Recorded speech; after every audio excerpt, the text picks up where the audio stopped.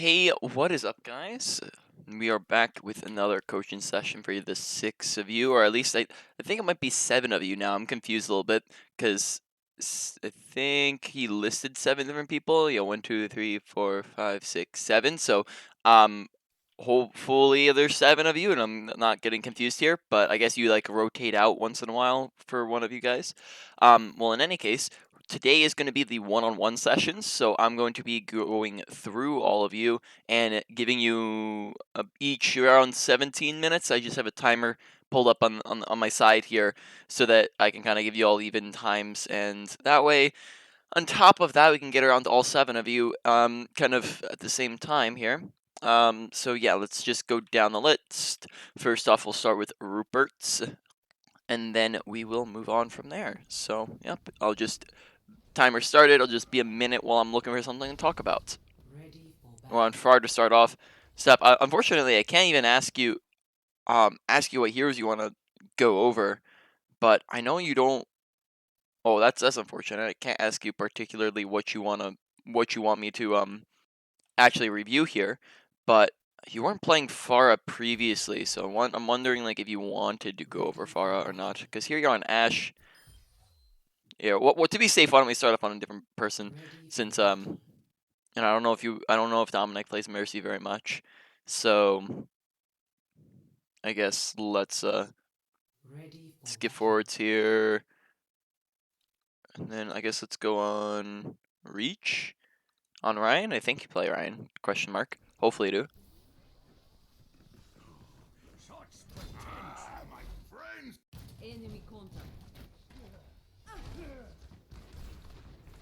Alright.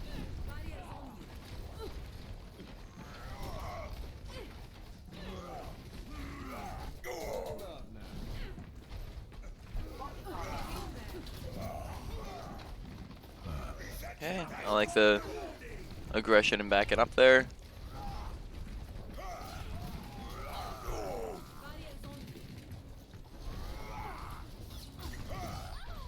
Well, honestly, looking pretty good so far. Probably can keep pushing there when you see you have such a significant advantage, right? We talked about this yesterday. Of just like, when you see you've won the fight, you can just keep pushing all the way up into their spawn to get, the follow-up kills. Though, of course, when they start coming back, then you back up.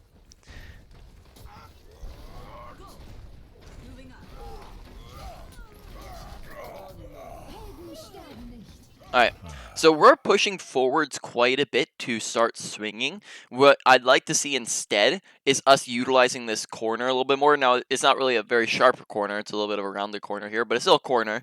And that will mean that basically they have to come to us, and then when they come to, like, we can just duck around the corner here, and then they have to walk into us, and then that means that we don't have to walk so far out into the open to actually start swinging on them. What keeps happening is we're walking forwards to get to them when we should probably be letting them walk to us to get to us, right?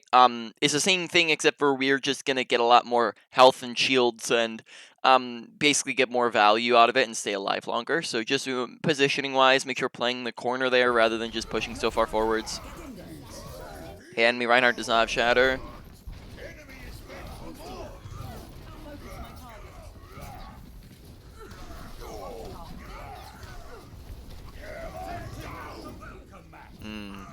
Alright.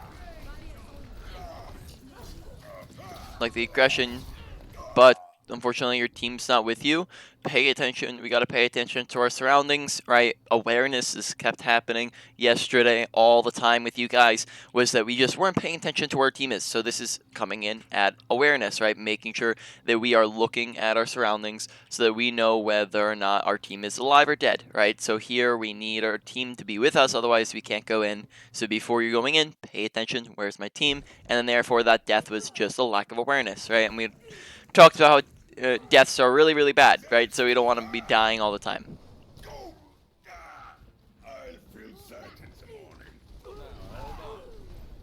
Hey, fire strikes have been alright, but once again, we're kind of pushing in without our whole team. So pay attention to where your team is, because right now we're going in when we have nobody. So this is coming in at awareness again, right? So awareness is looking like a pretty big thing for you so far. We'll continue to see. Fire strikes have been looking pretty good. Shield management. I think it's looking about average, but I'm looking for a situation where I can start explaining a bit better, because I don't think it's being punished at the moment. But I will go over at some point, I believe. All right, so we at least we realized that we were in a bad situation there. The payload has reached the checkpoint. Barrier activated.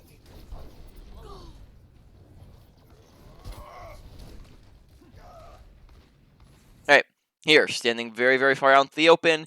We talked about positioning yesterday.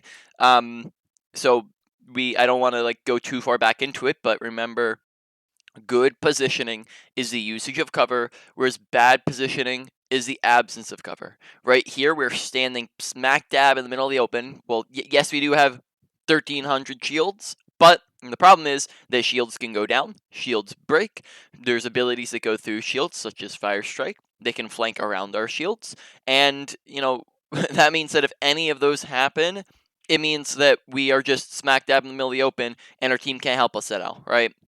Now, there's also advantages to us being next to walls and corners, right? When we're, for example, over here, let's say we were holding up closer and we were holding here, or we could hold back and hold the high ground. I'd probably say high ground would probably be a good way to go, because that would give most of our team an advantage, right? It would give Torb, McCree, and Anna an advantage, and then what we would do then is drop once they get to us, right? That would probably be a good idea to do, and then I think we might talk about I'm trying to think of if we talk about that or not. But yeah, that means that we can also shield up here on high ground, and it basically emphasizes good positioning for our team, keeping in mind that, as a tank, you have the main tank, right? You have the most control over where your team is standing than any other character does, right?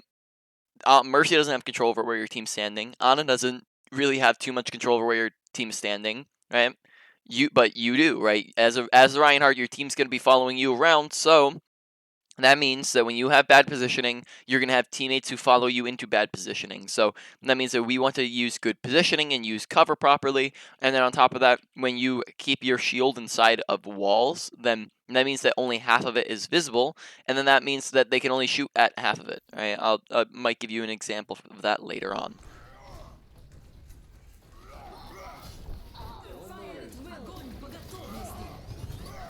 Okay, so we're trying to...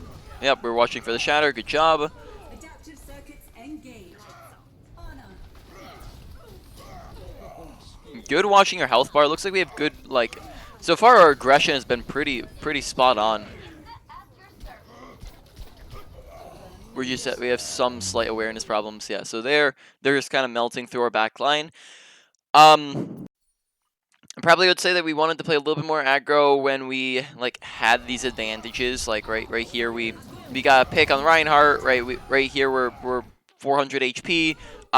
But we kind of aren't realizing the stuff that's happening behind us. Like right here, we could be turning around to help with the Zarya, for example, and that's a very easy kill on the Zarya. It is an option here, and then on top of that, we have 379 HP. We could go for... I guess now we can't go for Shatter, because now we're low, right?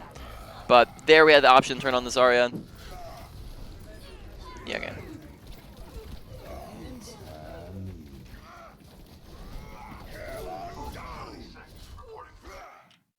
Okay, pay attention to where your team is. This is a shattered and a lost fight, right? And you're also trying to back out, and you're probably not going to be able to get out in a lost fight. Therefore, the shatter's not going to accomplish anything because you can't have anybody follow up on it, right? So awareness of our surroundings is leading to quite a bit of mistakes.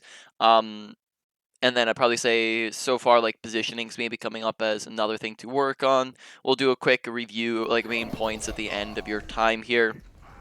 But yeah, that was a stagger. That was us over-ulting. I am purified.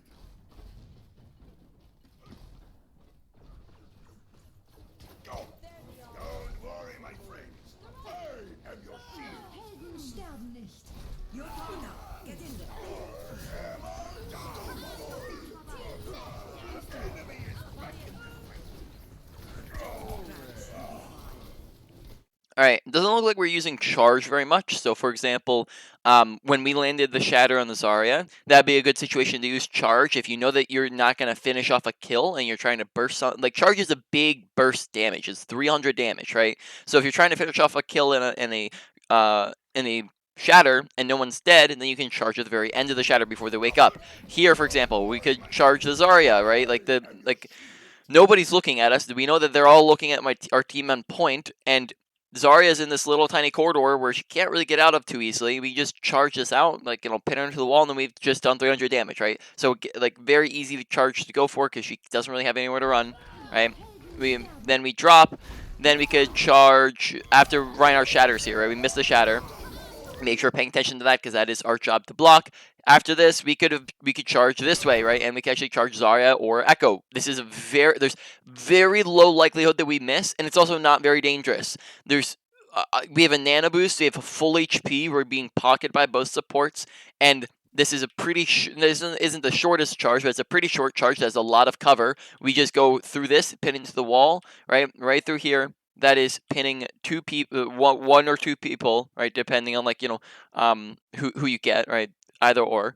So and then it bursts down their health to 0 without you just having to swing and swing and swing and swing and swing and swing and then not getting anything done. So use your charge. We're not really using charge very often here. The payload has reached the checkpoint. I will not give up the fight. Also use your charge when you're coming back from spawn as well. So from here, for example, we can charge from here all the way up to here. That way we can just get into position faster. Charge isn't going to be in an ability, charge has basically two main purposes, for mobility and to do damage, right? You can use it for mobility to get back to the fight like almost every single time. So just look to use it to get over here and get fighting, right?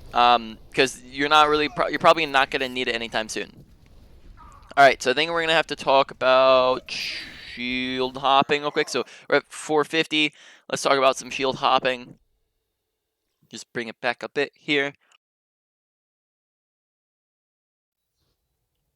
All right, so shield hopping, you might be familiar with it, but I haven't really seen you using it, right? So we just want to make sure that you're using your shield to go forwards faster. So shield hopping's when you jump and shield at the exact same time, and you just do this over and over again. So what are some of the benefits from this? I'm hearing my mic be a little bit staticky, or no, my headset be a little bit staticky. I hope that my mic's not staticky. I'm just gonna re-plug in my headset real quick.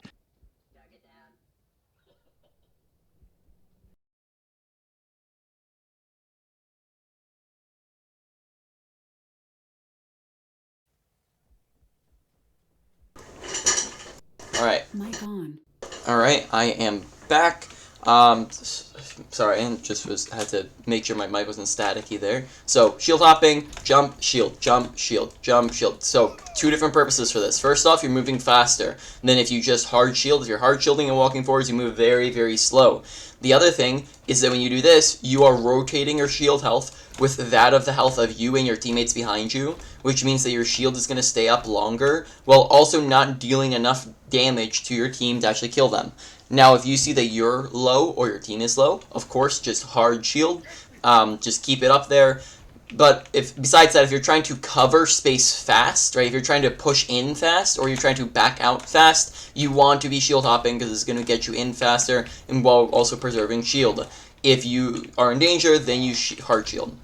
Just so you can see the tech I was showing you before, shield on corners, that way they can't see half of it, right? That also encourages your team to play on the corner, right? Play on the corner, don't play here, right? Don't walk into them here, right? If you don't need to, let them come to you, and then you can do this, right? On the corner, right? Where you're just kind of playing off of it, and then that way you don't have to really ever peek out into the open, right? And that preserves your health a whole bunch. Alright, now we were on Route 66, I hope this is the right one. Traveling to Route 66. Ready for battle.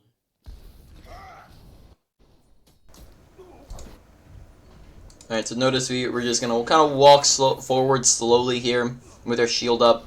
Alright, walk, walk, walk, walk, walk, walk, walk, walk. Walk, walk, walk. Okay, so now we get into shield management. So, don't just soak up a bunch of random spam damage with their shield. That's not what we want to do. We've been doing that a bunch so far, but they haven't really been focusing their shield that much, so it's not really been apparent. So just note that you have been doing this. Shield management, right? You don't want to just soak up a bunch of random damage. Shield, basically, you want to be blocking 4 different types of things. When you or your teammates are low, when you're blocking ultimates, when you're blocking abilities, right? That's when you're shielding. And you can also shield to push or take space as well, right? When you're trying, like I just said with shield hopping, when you're trying to push forwards or back up, you're shielding as well.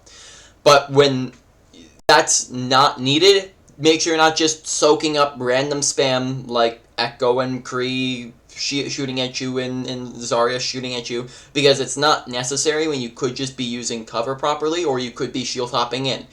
This means that now you're at half HP on your shield pushing into the fight, and that means that if you're trying to go in, basically you're going to try to go in and brawl, right? You're going to try to go in and swing on stuff. Well, now you're not going to be able to back up, because now you're not going to have a shield, and you try to back up, and now your shield breaks, right? And now you're dead because you're at 0 HP as well. So basically that means that you want to be going in and shield and swinging when you have like mostly full shield, so that when you back up, you have shield to back up with, right? Here we might not have shield to back up with, which might end up getting us killed, right? Because they're just melting a whole lot of our shield, and we're just sitting there soaking up a ton of spam damage, and then it goes down, right?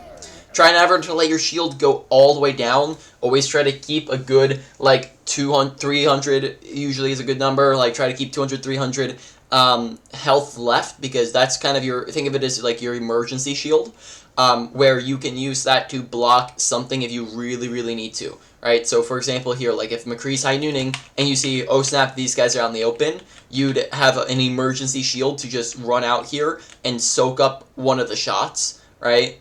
Just because it would block one of them, right?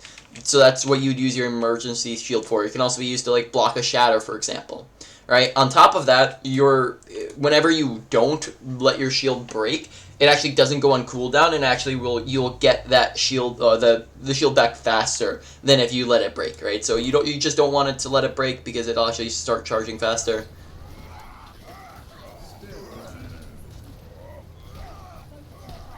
Okay, very far out in the open, 0 shield, right? Just you can't really do much brawling if you're 0 HP and 0 shield. So their shield management was a big one. Okay, like the charge out, pretty massive, though we didn't. Oh, whoops! I didn't even skip there. Pretty massive, though we didn't line up the charge very well there. Or sorry, not the charge, the fire strike. All right, so. We charge in and we land this big fat shatter, but notice that we don't really follow up with a fire strike. First off, if you're trying to fire strike through, crouch, because when you crouch, it's actually going to go through multiple people. Like, look at the angle, right? If we're angling here and we throw a fire strike, right? The fire strike, oh, the timer's done, so let me wrap up real quick. The fire strike is just going to end up going through them, right? It's just going to go into the floor. But if we crouch, this is going to lower our angle, and therefore if we fire strike, it's actually going to go straight through everyone, right? So that would, for example, kill the McCree in the back line, whereas you wouldn't be able to kill him any other way here because he's so far back. So McCree's about to get away for free because we're not doing that. So fire strike kind of just hits 2 people there. Make sure we're trying to hit everyone. I like the swing arounds as well with your shield there. Alright, that's unfortunate. Alright, and then let's just wrap it up from there. So, ability main points of like what we were talking about with you. Ability management needs a bunch of work. I'd probably put ability management in. So we were fine on Fire Strike. Need to work on Shield and Charge. I'd probably say ability management kind of goes in a medium category to work on. Ultimate usage. We honestly landed all of them. It was just I only saw 2 ults, right? We landed 2 big fat shatters, yet one of them was in a fight that you had lost. So, but that mainly comes in at awareness anyways. So we'll say that ultimate usage comes in at kind of a low to medium category, or kind of low to medium. Like when I'm saying low to medium, that means kind of priority, how much you should be prioritizing to work on it, right? So ultimate usage, low to medium priority, right? No mechanics on Reinhardt, don't need to talk about that. Then you have your awareness. Awareness is a very, very big deal. Look to make sure you're paying attention to your surroundings and what's up with your team, and make sure we're not going in on our own and we're not shattering in lost fights, right? Because that led to a whole bunch of different mistakes, right, in a bunch of different fights. So awareness was probably a very high priority. Excuse me, I burped there. Awareness was a very high priority. Now, last thing is positioning. Positioning did need a bit of work. We're out of time here, so I didn't have too much time to go over it, but positioning does need to work, so I'd probably put that at medium-high priority to work on. Not as high as awareness, but still was a thing to work on. Alright, that's kind of where you stand on them. Let me know if you have any other questions. Now moving on to the next person. So who are we going on next? Let's just skip to the next rounds here. Just so we can get a new change of scenery. Now, let's see. I think Rupert's did play Ash yesterday, if I remember correctly. So let's just go over Rupert's then. So I know he's played Ash at least twice. 3, 2, 1. Attackers incoming. Escort the payload. Safety to its destination. There they are.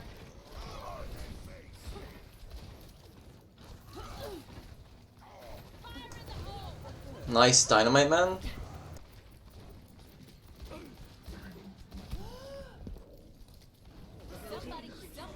Somebody get me some healing.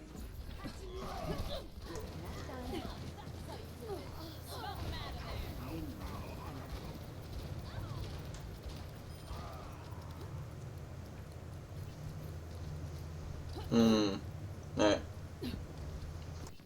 Here it comes.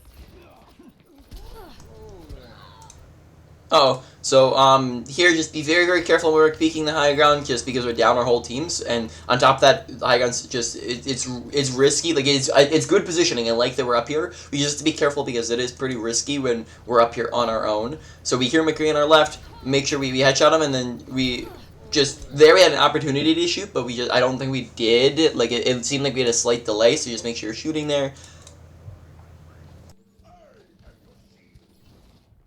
Nothing wrong with a little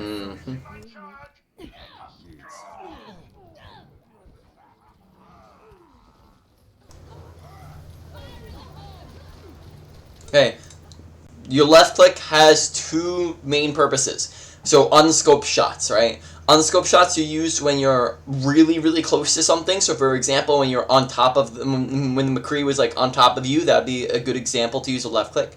Or when something is low HP or you're just trying to finish them off, especially if they're close to you or at a medium range. Again, the McCree would be a good example of when you could use a left click. The Brig is not close to you, the Brig is not at low HP, therefore the left click is going to be very inaccurate at a range, and it's also not going to be doing very much damage. So you're not going to want to use left click very often. It's just something you use once in a while, and you can also use it to burst down, like if you're... I probably would just say use your right click, or use your scope a little bit more often. It's just more of a bang for your buck. Right? That means that we just have to reload a bunch here. But sometimes it's fine if you're trying to burst something down really fast, but you're not going to want to spend too much time just spamming at the shield there.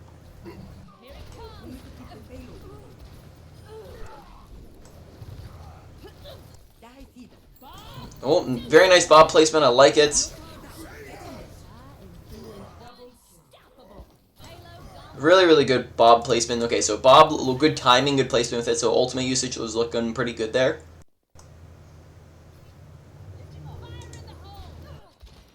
adaptive circuits engaged. Reinhardt. Detected. The payload has reached the Yeah, very good. Mechanics are looking pretty decent as well. Haven't seen us make too many mistakes yet, besides just dying to the McCree. But I know you, Rupert's man. I saw you feeding all of yesterday. So yesterday was a lot of just awareness and running into their team. But let's see, on Ash it's seeming a little bit different than on McCree. All right, here I think now we're gonna go over some crosshair placement. So. We're in this game, we're at 9 minutes and 54 seconds. Hopefully I can remember that. So 10 minutes, 10 minutes, 10 minutes. Alright, so here we're going to go over crosshair placement.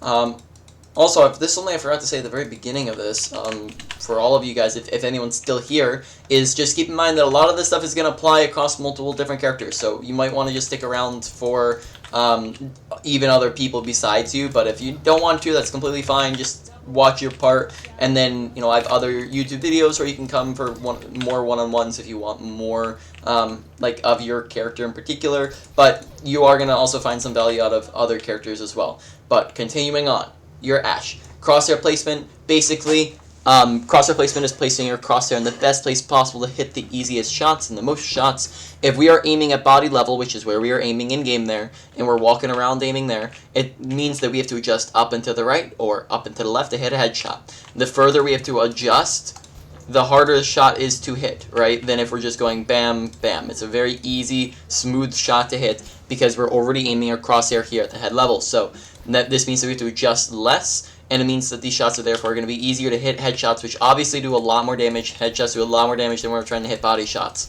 right? So we want to be hitting headshots.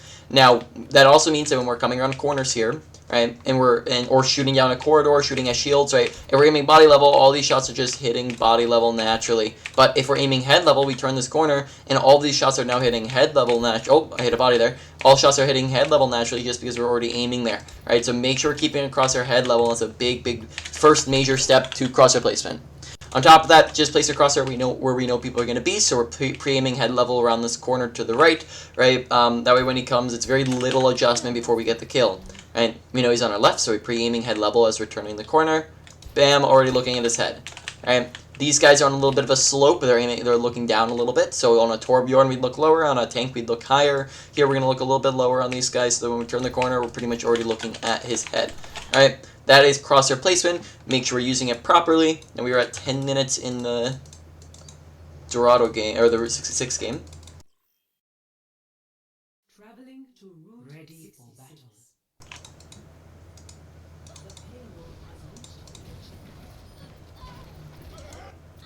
battle. Right, so watch this. Right, we can see it on these guys right over here. So, aiming at feet level, right? Aiming at feet. Oh, now we're aiming at kind of head. Aiming at not head level. This is like chest level, right? You can see it on the brigates like that, right? We're just hitting a lot of body shots as a result. Want to be hitting those headshots.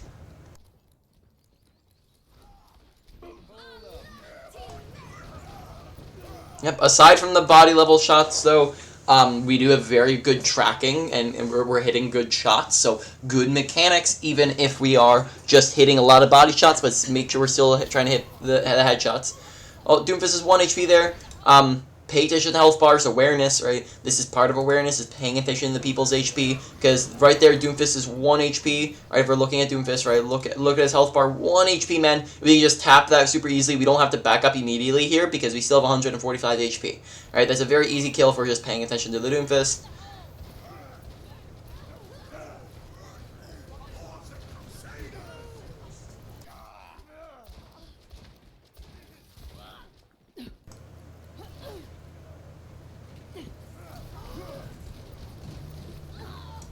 Alright, stayed in there a little bit too long.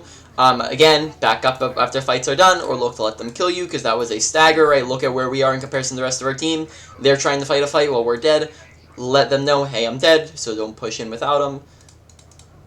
So make sure we're not staggering. Good shots.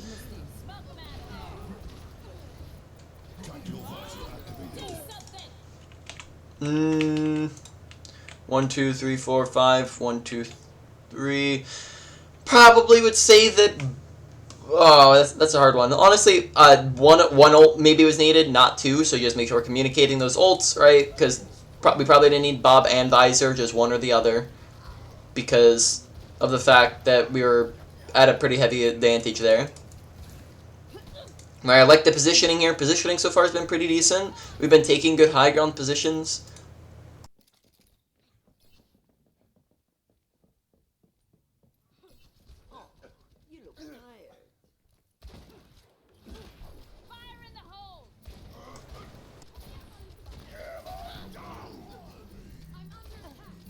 Nice shots. Try not to just be left clicking there. Left clicking's not gonna be the way to go, right? Unless she's like 1 HP. Don't want to left click. That's burning through your ammo so insanely fast. Go for the scoped shots.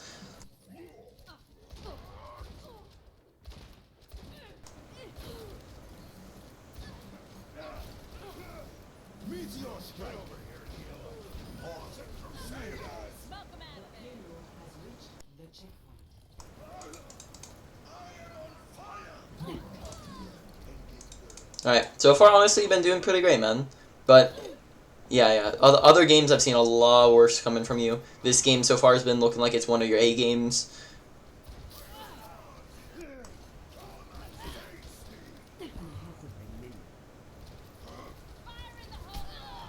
Alright, so now they're on Widowmaker Awareness. Pay attention to their team composition. That's going to dictate your play style. Right, we've talked about this before. Pay attention to the fact that they have a Widow, because that's a very important thing to pay attention to, because otherwise we just die as a result. Right? And now we swap to McCree. Maybe we see the feed gameplay now.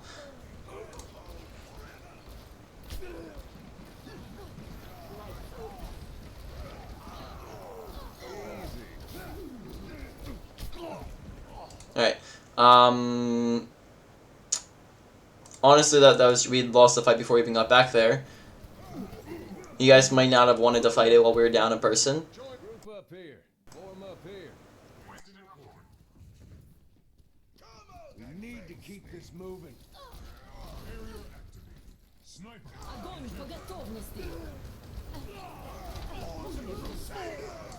Alright, that's just ult tracking, right? Team needs to pay attention to ults, so we're not all grouping up in a grab, right? We need to, that could be something we're paying attention to, Rupert. Like, we're just dying quite a bit because of a lack of awareness on us and the team part.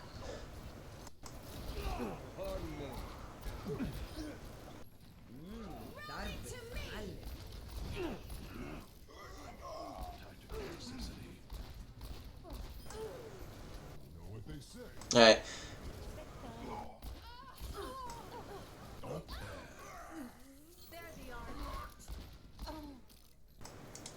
Group up. Group up here.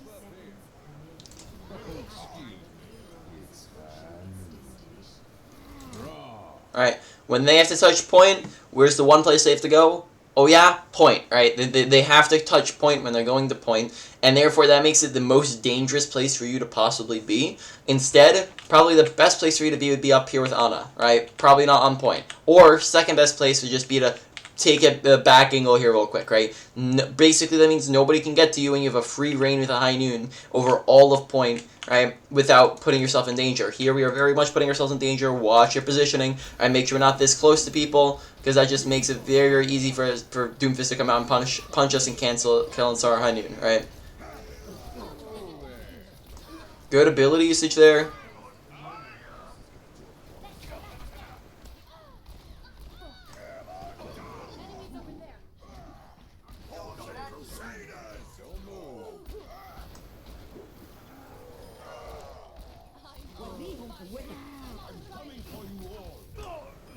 Pay attention to the Doomfist, right? So one thing I would say is that we have, I probably said we're gonna come back to this at the end, but awareness and positioning looking like a big struggle, but survivability is also looking like it's pretty low, so making sure that we're staying alive as we're dying very, very frequently. We've died maybe in this one round like 5 times. That's not maybe the best death ratio to have.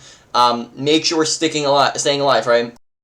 Deaths are really, really bad for you, of course, right? It means that you're putting your team at a big disadvantage. It means you're not participating. Each death is 10 seconds where we're respawning, and 10 seconds where we're walking back, so it's roughly 20 seconds where we are not participating while also putting our team at a disadvantage. 20 times 5 means that if we just grab a calculator oh, never mind, sorry, that would be 1 minute and 40 seconds, right? Worth of time. Right, 1 minute and 40 seconds where we are absolutely doing nothing and not participating, right? And that's for one round out of a 20 minute game, right? That's a ton. If we did that, like, you know, in 20-minute game, this is maybe like we've done like 5 minutes so far. That would maybe mean that we're dying like 4 times or 3 times the amount of that, right? We want to look to cut out our deaths by paying attention to our surroundings and paying attention to our positioning, because we are dying so often. Okay, so here, when Doomfist is on top of us, being on high ground would obviously be much better for you. Also might be a good idea to maybe hold on to your flashbang, right? Flashbang maybe isn't too necessary for him, Alright, but Doomfist we gotta pay attention to. When we see he's coming in, we can roll to the side. We don't want to pay attention to the Doomfist, because Doomfist is a big guy to pay attention to. On their team, he's pretty much the only person that you have to worry about, because he can kill you so easily. Right? Roll out of the way here, we can go left or right, but as soon as we see him punch in here, we want to roll. That way he can't uppercut us. Right? So awareness there. Pay attention to your surroundings, as well as positioning. Probably would have been a better place to just be on high ground. Alright, skip forwards. Nice to spend some time in the clubhouse. Attackers incoming in 30 seconds. 4, 3, 2, 1. Attackers incoming. Escort the payload.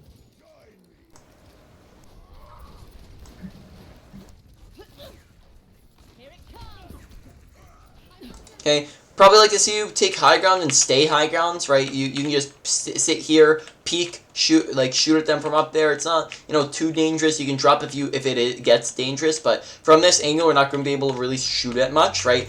I think we talked about target priority yesterday, right? But target priority is we don't want to be shooting at tanks. Tanks aren't what we want to shoot at. Tanks have 2 to 3 times the health. They also aren't going to be the ones who are statistically outputting stuff such as damage and healing, though they are an important role. So here we don't want to sit main here, because this is not going to allow us to shoot at the DPS. This is only going to allow us to shoot at the tanks. So make sure here we're taking this top high ground so we can get them, or we could go bottom left, but that'd be a little bit less efficient. So here probably the high ground would be the best place we could possibly be. But we're going to notice that if we try to just sit main, we're not going to be able to really accomplish very much. Alright, so main points, right? What's the main points for your kits? Ability usage, honestly pretty decent. Not too much of a problem with them, though I would like to see us just use Coach Gun a little bit more often for our own use, and then there were some times where we messed up with it, so probably put it at like a low priority. Alright, moving on. Ultimates, I saw 1 Bob and 1 High Noon. Bob timing and placement was perfect. High Noon usage, positioning was pretty bad. But the timing was really good. So probably would say that one goes like to a low to medium. Actually, we'll put that at a low as well. Because to be honest, the big problem there was just our positioning, not necessarily even how the timing of how we're using High Noon or the situation in which we're using High Noon. So that'll ultimate usage will go in at a low as well. Right now. Coming in at mechanics. Mechanics is a bigger one, right? So make sure Crosshair Placement, just focusing on your aim, because sometimes you just go on whiffing streaks where we would just whiff a shot and then keep whiffing for like a whole clip. Pay attention to your aim, make sure we're hitting shots. And then that one probably comes in at like a medium category of things to work on. Now, for awareness and positioning, a large part of what I'm going to be talking about, I think, is honestly coming from other games. As I remember yesterday, all the time we'd be McCree and we'd roll in and die, right? A lot of that was big mistakes that kept losing us fights, right? So big problems we want to look to fix. Deaths, awareness, and positioning. Those are the big ones we want to look to work on. I'd probably say that awareness goes slightly higher than positioning, so awareness may be coming in at a high priority, and then positioning and survivability coming in at a medium-high priority. Right? Make sure we're staying alive, make sure we're being aware of our surroundings, make sure that we're not rolling into the enemy team and like running into them, because that happened multiple times yesterday across multiple different games. Right? So make sure we're just focusing on staying alive and doing things. Right? Now let's move on to a different person. I think don't coach me. was that one of the guys that was supposed to go? Oh, yeah, that is a guy. Don't coach me. That's pretty funny. Alright, so you've been playing Ana this whole time, right? Alright, so I think that we can just go over you here, right? Think so. I will keep you healed. This will help. Heal up area won't hold forever. 30 seconds remaining. Okay, doing a lot of what you call overhealing. Right, overhealing is anytime, and this is going to be done on a lot of different supports. Anytime someone is full HP and we're healing, that's overhealing. When somebody's full HP There's a ton of different things we can do. We can reload. We can look for somebody else to heal. We can look to use our sleep and our nade. We can look to shoot at an enemy. We can just be aware of our surroundings. We can use this time to pay attention to tab. Tons of different things we can do with this time, yet we waste it by doing absolutely nothing, and even less than absolutely nothing, because now we're just wasting ammo by shooting at people who are full HP. So pay attention to health bars. This is an awareness thing. Pay attention to health bars, because here we shoot at Soldier full HP. Reinhardt, now he's full HP, right? Full HP over Reinhardt. So we heal him. Both those shots went through him. Shots going through him. Shots going through him, right? Naded nothing. Pay it. Make sure we're not panicking and we're not needing nothing. And now Reinhardt needs healing, so we probably can heal him up. Yep. Go. I'll keep you here. Heal up. 10 seconds remaining.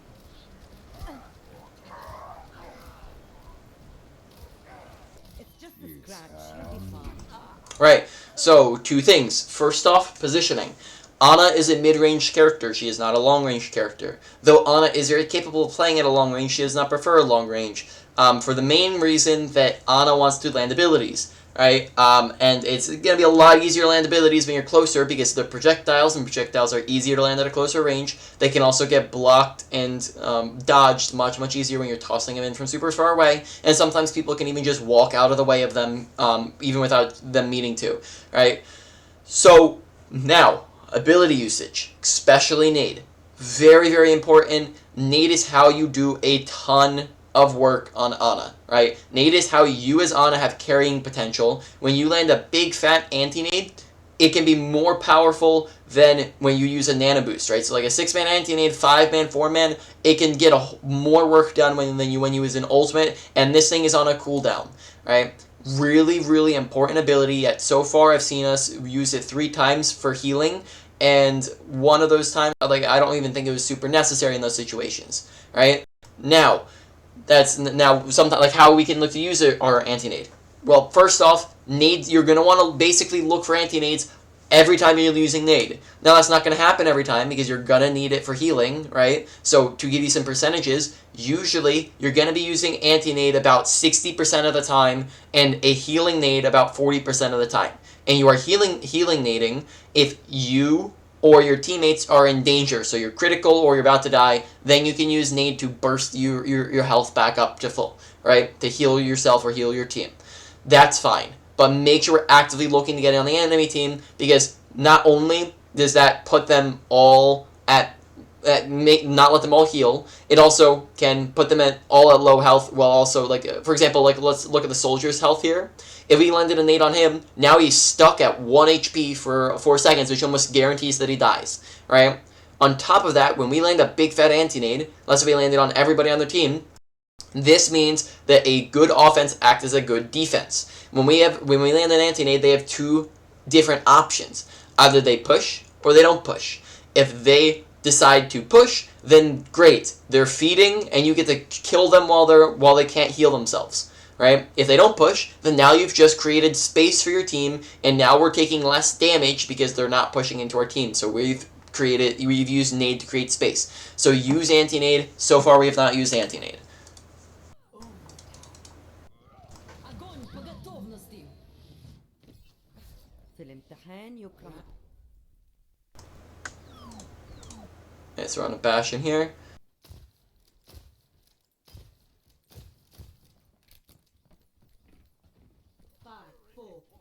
Alright, one other quick thing for Rupert's, man. You seem to be flexing across a ton of different characters over these 6 games. Just and this applies to everyone else too. Keep in mind, this is my own, like, this is, out of everything I say, this is a very, opinionated thing, right, to say, or at least it's up to you to decide on this. This is, out of everything I say, you can decide over and kind of overrule me here.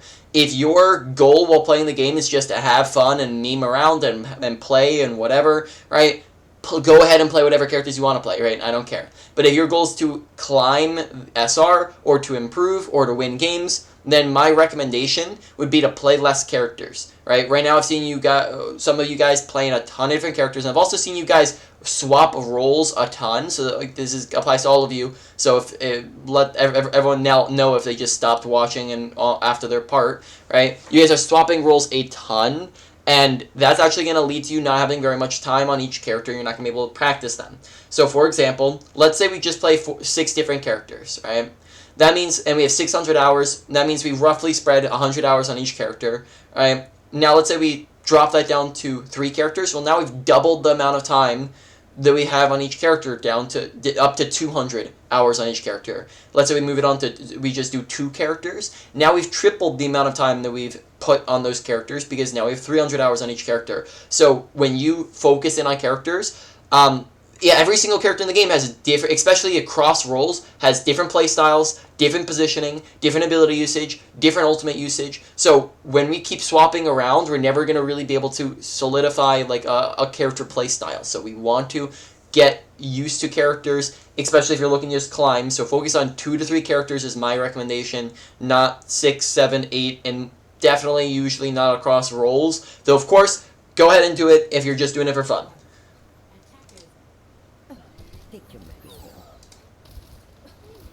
Okay, nice anti-nade, but it gets bubbled immediately. Right? Might want to use our anti-nades after they've used bubble. That might be a good idea. Okay, spam jumping. Make sure we're not spam jumping. Spam jumping is when we just go... Oh, we're about to do it in a second here. Where we just go...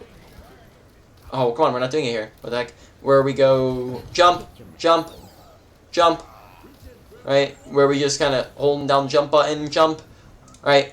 Spam jumping isn't something you want to do, but to clarify, it's not a very big important thing. It's just a small, tiny thing to work on. Spam jumping, basically the higher up in ranks you go, it's going to make it easier for people to headshot you, so make sure we're not spam jumping, though it's not a very important thing. I wouldn't put it at a very high priority. You're going to be okay. Right, positioning here is pretty great. I like us being on top of the gas station. Make sure we're reloading when we don't have anything to heal. When everyone's full HP, reload. On top of that, that nade was very not useful, right? He was not low in any sense. Torbjorn was not low at all, right? Torbjorn was down like, what, like 20 HP, right? Torbjorn was like down like 20 HP here, 50 HP max, right? And we threw a nade at him, right? On top of this, keep in mind that sometimes even when somebody's critical, nade might still not be needed, right? Somebody could be critical and sitting up here on the high ground around cover, and they're completely safe. So therefore, you can just heal them up normally and not need nade. Pay attention to your nade usage. Make sure you're not wasting it on something like that, because that's a wasted nade. Okay, everyone's full HP. Make sure we're reloading, right? That way we actually have ammo for when we actually need to heal somebody. Because now we're at... oh.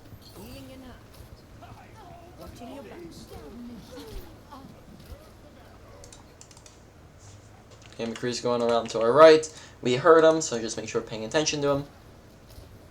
If he sneaks up on us, that's going to be a problem.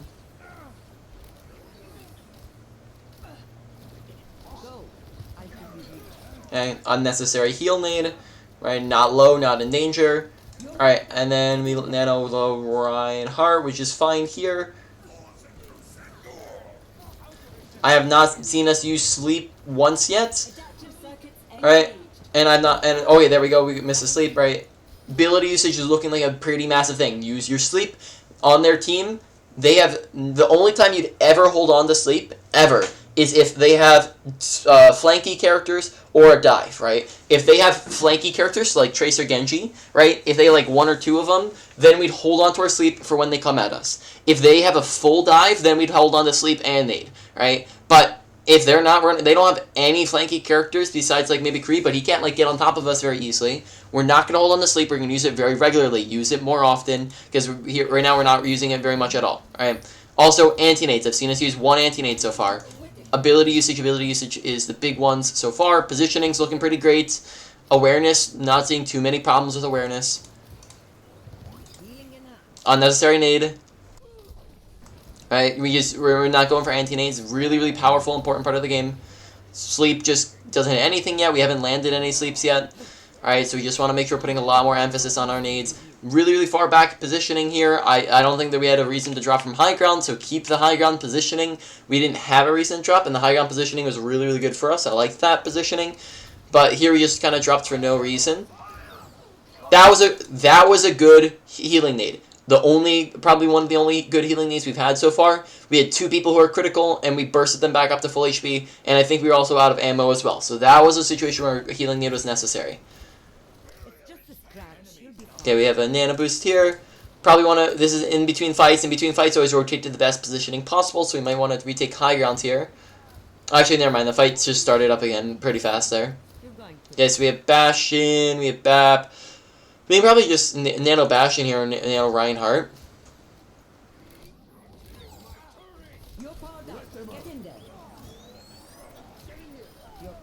Yep, really, really good. I like it. Oh, nice sleep. Call your team over to help. Really, really good. Alright, I think we're going to talk a little bit about... Okay, so we're at 22 minutes. Real quick, we're going to come out there and talk about some stuff. Alright.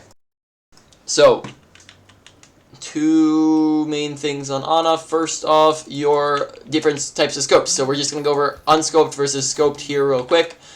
Unscoped is a close range ability. Unscoped, you want, and I don't have too much time to go into depth here. I don't want to, waste too much time here. But unscoped is roughly 10 meters, right? Because you're unscoped, it gives you mobility and visibility, but it's also a projectile, so it's going to be more difficult to land at ranges. So you use that on a squishy target. You use that within this distance, right?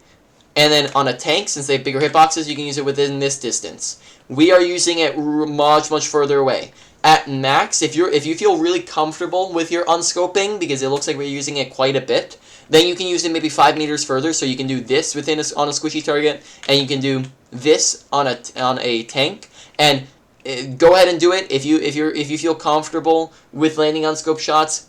I don't have any problem at all. But if you're doing unscoped past this, that's a problem, right? Because here we get much more benefit out of scoping in because it's an instant shot. You zoom in and you have a lowered sensitivity, all of which are going to make hits at a range, right?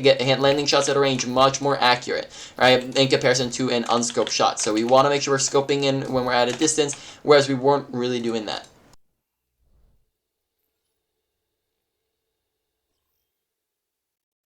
Traveling to Route 66. Ready for battle.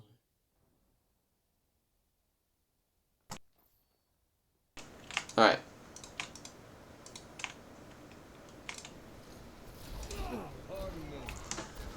No, we were on Don't Coach Me, and we were like near the end here. So make sure we're unscoping at the right range. And then this is also much further ahead of that. So we were on when we nano Bastion. Yeah, we were right here.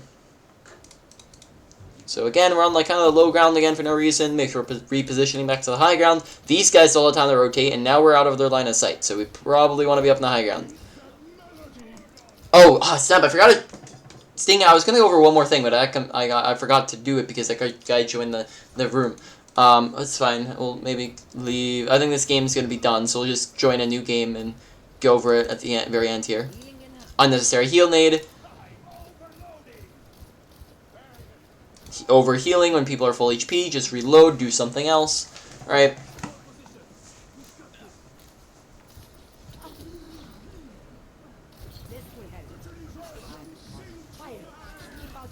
Very good mechanics though. Unfortunate. So people come up behind us. High ground positioning would very much help with this, so positioning here is a big thing. And then Brig, we just missed the sleep. Sleeps need a bit of work. And I kind of like went right through her. Or like right to her left, I think. Let's skip back. And we have one more nano that we can take a look at. We have a Bastion here we can nano. Probably just want to... Oh, no we don't. Oh, good awareness. You probably have one of the best awarenesses I've seen so far. Because we actually identified that was a lost fight. Right, so we didn't want to use our nano. But we still want to make sure we're backing up when we've lost the fight. Right, good.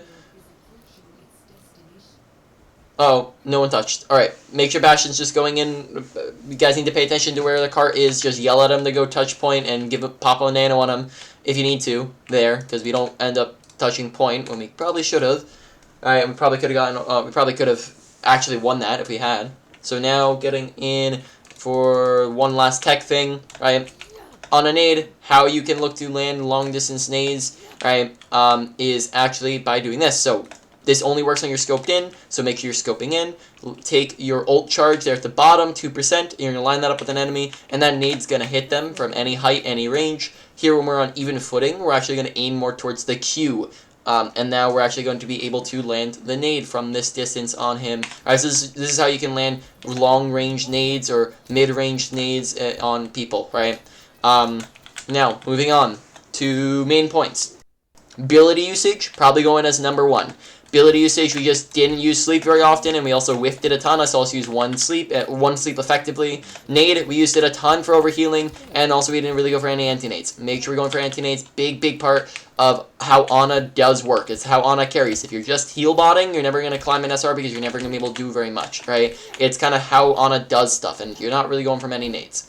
Okay, now, ultimates honestly look pretty good. The ultimate usage, besides maybe just not ulting at the end when we should have, ultimates looked fine, so low priority. Alright, mechanics, honestly pretty good as well. Maybe like a low to medium priority, because sometimes you just, I'd probably say one of the things is just overhealing was a big one that kind of goes into the mechanics category, as well as just reload habits of making sure you're reloading whenever you don't have anything to shoot at, right? You're not doing anything, just make sure you're reloading. So those things just would make up a little bit better mechanics, so low to medium priority. Now moving on, positioning, probably coming in at a medium-high priority, right? Positioning is a little bit higher, make sure we're closer to our team, make sure we're keeping the high ground positioning instead of just dropping to the low ground, and that probably wouldn't kill us in the last fight if we had kept that positioning, but for some reason we kind of dropped, alright? And then finally, awareness. Awareness, honestly, was looking pretty fine. Now, I didn't see too much about your gameplay to really define it, but we weren't doing too bad on it, and so I'd probably say that goes in kind of a maybe like a low to medium category. Yeah, probably say low to medium. Alright, so that's kind of the main ones. Is just make sure you're focusing on your ability usage and your positioning. Alright, moving on. So let's get a new code up here. So I think we actually went over that one. So let's go over this, I think. We didn't go over this?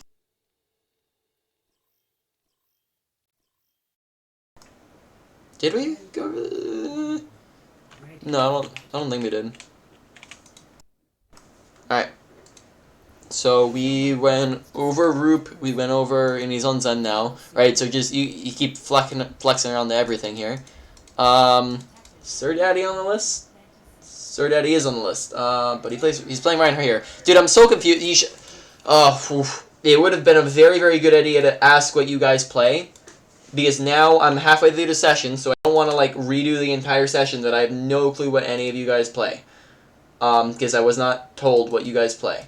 So now I don't know if you guys are wanting me to go over specific characters or not. Huh. Okay, well, hindsight, I'll ask, in the future, hopefully. I'll ask that of people, preferably that would have been something that I reminded them to give me. But in any case, Don't Coach Me's on Doomfist. Benzie, is he on the list? No, Benzie's not on the list. Alright, so I don't know who that is. Dominic, I've seen you on Reinhardt before. Honestly, I have no clue who to go over here. And then Reach, we've already gone over you, or Retrovic. Oh, that's Havoc. Okay, that's Havoc. Alright, so I guess let's just go over Dominic here, though. I'm sorry, bro, if you don't play Moira. I guess, I don't know what you guys play is the problem. So you've been playing, I think I've seen you on tank, though, before in the other games. I just want to kind of double check here. So what was the other game? This is another game we didn't go over.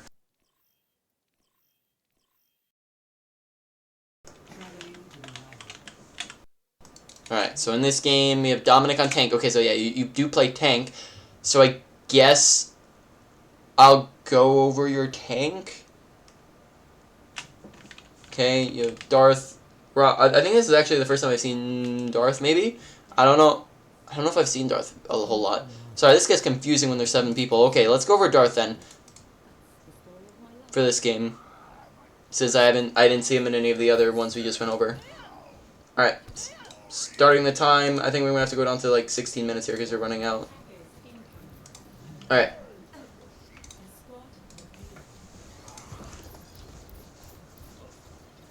This will heal you.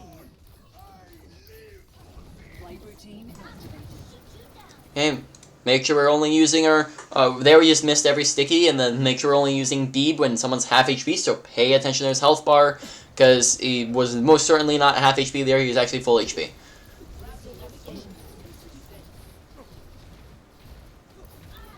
Now, Orisa there is half HP, so that'd be a good one. Now there are 2 people who are half HP, so that'd be a perfect opportunity to use our beam, but we did not, so pay attention to health bars, and then now we're trying to use it... Oh... Okay, so there's somebody above us. Probably go chase him down there. It seems like your movement's a bit sluggish. Like there we just kind of ran into a wall, so I probably just focused a little bit on the movement.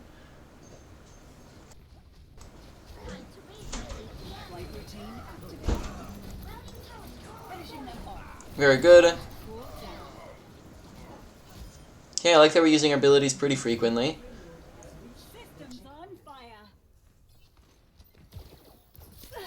Oh, that was pretty good, actually. Here we want to probably be taking high ground, so we're kind of sticking on cart. We should probably not be on cart, we should be taking high ground. Alright, we kind of talked about this last time, we only need 1 person on cart. We should also just be spamming a damage, right? Just whenever you're just not in a fight, you're just going pew pew pew pew pew at a range, you're spamming in damage. Echo's best composition that she fits into is a spam composition. She does best in a spam comp because she can shoot stickies and shots just almost infinitely at a range. So we just want to be doing that so we can get ult charged, so we can get our ult for this fight, right? That way we're coming in with our ult, not coming in at like 93, right? Probably want to be focusing the DPS on the high ground, not the tanks on the low ground. Okay, here we have some options for copy. I'd probably say that the best copy target would probably be Reinhardt. That would just be the easiest, most consistent one to go for. Oh, very nice shots. Yep. Good copy. Oh, unfortunately, he got booped.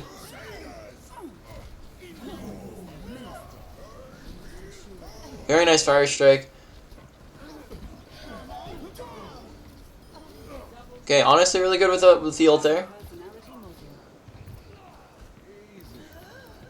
Alright, couple different things there. First off, request healing, get someone to come with you. This is a very one fight, you have a ton of teammates around you, get support. Also, we just miss a bunch of shots here, so focus on some of the mechanics. Good crosshair placement here, we just kind of don't time it correctly on him.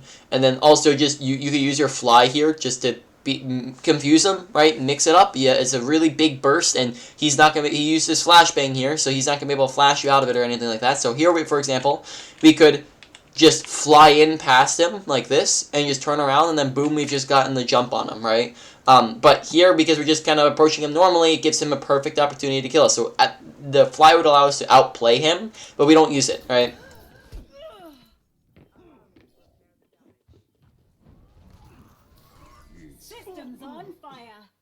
Use your fly to get back faster. It's a fast mobility. It's a pretty low cooldown. We're not using fly nearly enough. Make sure you're using your fly more. Fly is a pretty powerful part of Echo's kit.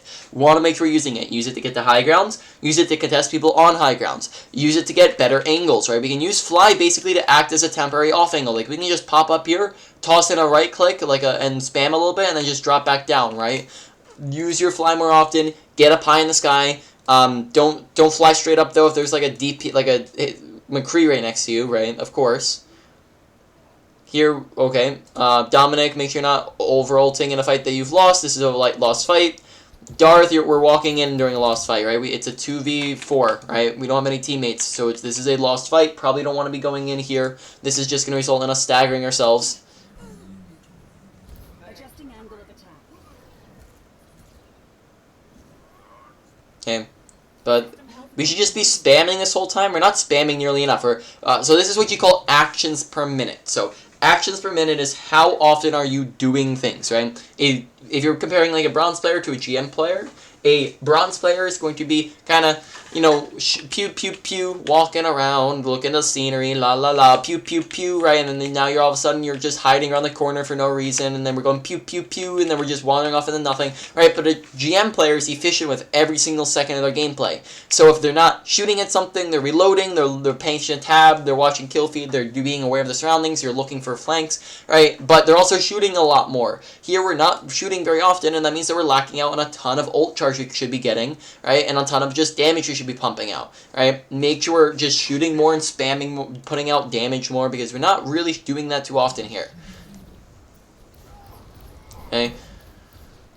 We're also approaching every time here from the front angle. Pay attention to target priority, right? We just talked about this. Tanks are what we want to shoot at. DPS and supports are. So that means that we take what you call off angles, right? That means that we take something like the left room, or probably the best one to be high ground here. This gets us pretty much directly over top of tanks, right? It gets us around their shields, around the tanks, right? And gets us directly to guys like this, where we can just kill the Hanzo. Here, super easy kill on Hanzo, because all we have to do is wait 1 second on our sticky bombs, just zoom, burst up here with a fly, throw them with the stickies, hit him with maybe a shot, and then beam him down, right? Easy, easy kill on Hanzo. Yep, okay, but we just go really, really late there. Oh, very, very nice, though. Oh, walked forwards a little bit. That got us killed. Make sure we're not walking off the high ground there. We end up walking forwards way too far. Right? Right. There we just walked up high ground, and that got us killed.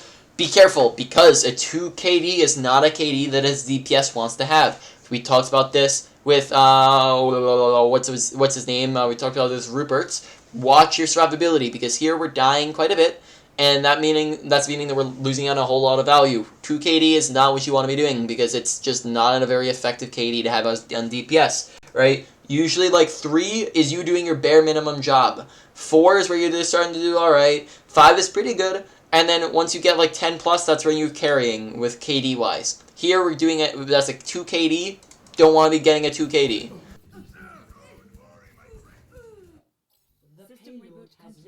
Really good ability usage there though. Flight routine activated. Bad guys, heads up. And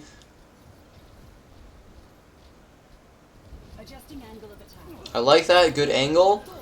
Though we flew way too high. Don't get to use basically cover in the sky, right? As Echo, we want to be still using cover even when we're flying up. So if we're flying up here to get the off angle, we shoot, right click real quick, and then we just immediately go like this, right? You use this thing because this can give you a ton of cover, right? No one can see, like, if you're all the way up here, they can see you very, very easily. They can shoot at you. McCree can melt you. Hanzo can melt you. Zarya can melt you. Ana can melt you. Baptiste can melt you, right? If we just peek here and then we back up, well, now they can't see us. We peek here and then we back up around this. Now they can't see us. We go on the high ground. We peek the high ground. We back up. Now they can't see us. So cover usage, even when we're in the sky, same thing applies. Use cover in the sky. Use objects. Use high grounds. Here we don't, and therefore we die. Right? Make sure we're trying to stay alive, because we're dying quite a lot here. Overwhelming experience. You'd be wise to stay out of my sight. Taking off. Lucio coming at you. Okay, we almost have our ults here.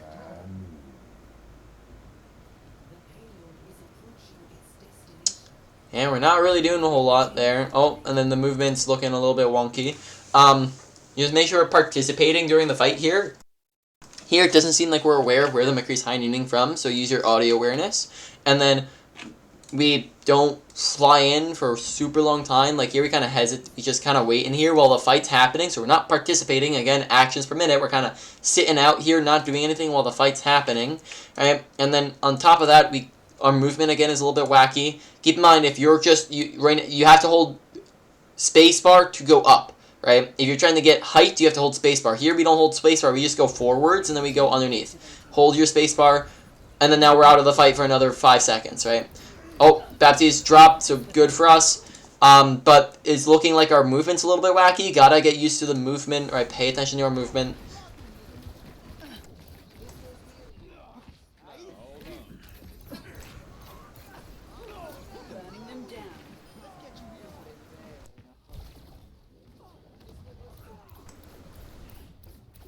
Yeah, right now we just spamming damage and we get out. We don't want to be in too much here. Okay, Beam is a fantastic finisher, right? It's one of the best finishers in the game. Make sure we're using it better because we're not really ever... I've seen us finish one thing using it, right? On top of that, here, just use your boot. Like, you can fly while you're using other abilities. Fly, boom, fly. We boosted over. Zarya's half HP, we finish her off, right? Use your fly more often. We're not really using our fly very often to our advantage, and so I'd probably say stickies is the one we're doing good with. We're doing good with stickies. Beam usage, we've killed like, actually, I take that back. We've killed 3 things. So honestly, beam usage is just looking inconsistent. That's the word I would use for it. Sometimes it's looking really good, sometimes it's looking really bad.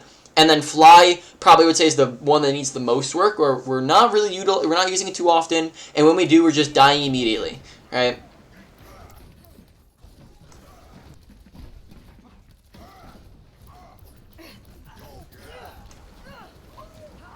Okay, use your fly, get above them here. No reason to not be. I just use it to get to the high ground real quick. Oh, I like that copy, actually, that's pretty good.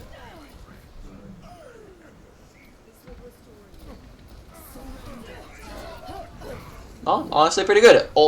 So far, copies have been looking pretty fantastic.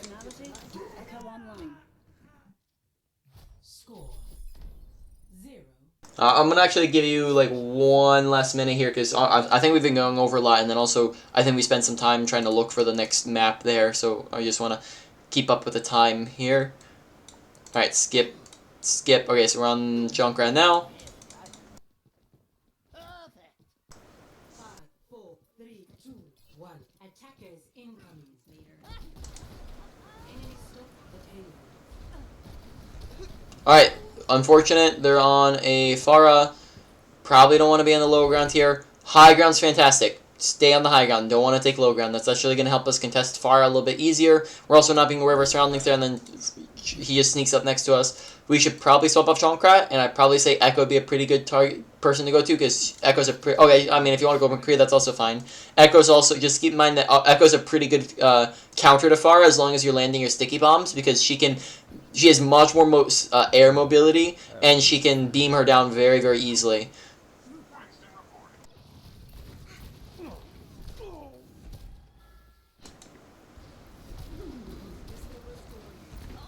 Yeah, mechanics is just looks something you want to keep your eye on, keep working on, as mechanics is something that we're struggling a little bit with. Just hitting shots, so keep practicing at that. I don't have a ton of time to go in depth on it.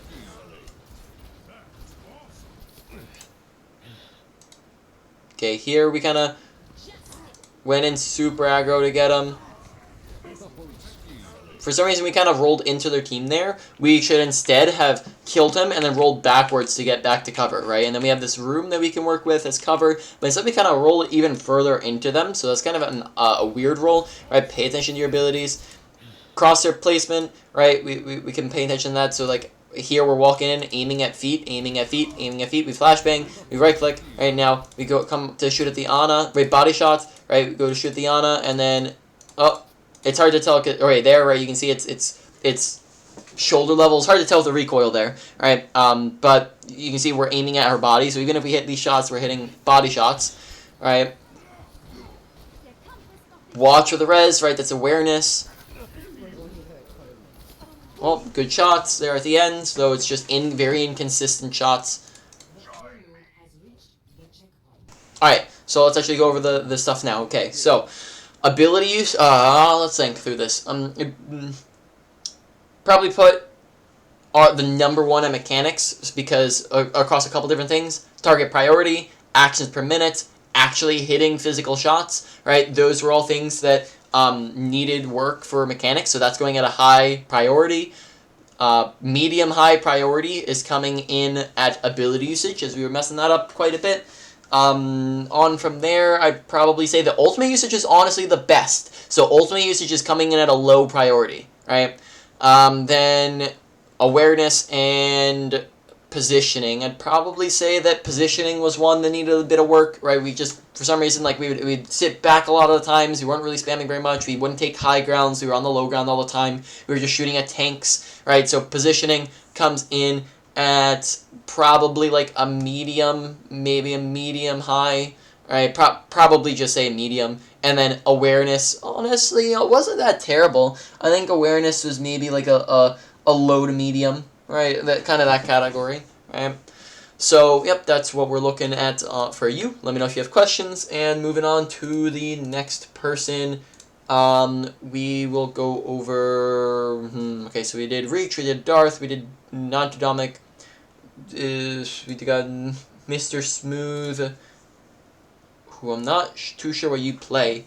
And then, wait, so who do we have left? We have Mr. Smooth. We have to do Dominic.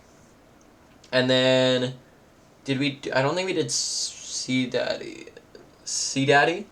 I don't think we did him either. So I think we have to try to find it. But I'm actually not sure if you guys are playing the characters you want to play.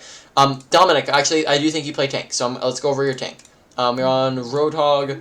And then we swap to a monkey. So let's go. Oh snap! You're on both for a long time here. Let me like look at another game real quick just to see, which one was the what you've been playing. Let's just look at another one we've already gone over. So I know like what you have been playing. So that one was just the Dorado game. Kings Row, Dominic, you were playing Sigma, and then Darth. Okay, snap, dude. We just went over Darth on DPS, but he's playing tank. You guys are so confusing. All right, Sigma, Monkey. Okay, so you're playing Monkey quite a bit. So Monkey you've played twice. Let's just get one more game open.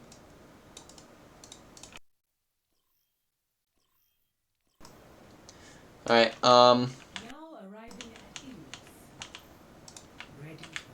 okay, Mr. Smooth is playing Doomfist. You were playing Monkey. Okay, so let's go over Monkey then. Because you're playing Monkey quite a bit here. Alright, so that was the Dorado game that we're trying to go over then. Snap dude, Dorado. Traveling to Dorado. Alright, start the timer. And go over your Monkey. Actually, we're Sigma here. Snapped it. When do we saw Monkey? Alright, we saw Monkey here. So let's just go to when we saw Monkey. Alright, so we are playing Monkey when we're playing not really any dives, so we're going to have to be very, very careful because we can't really hard dive at all. Yeah, okay, we contested the Farah. That's good, good. Let's see, are we going to go for the contest on point? Yes, we do. Alright, that's fine. Target priority, probably don't want to be on the Reinhardt to start off here. We want to be looking for something else to be on. So, yep, be on the Mercies. Good, good, good. Perfect.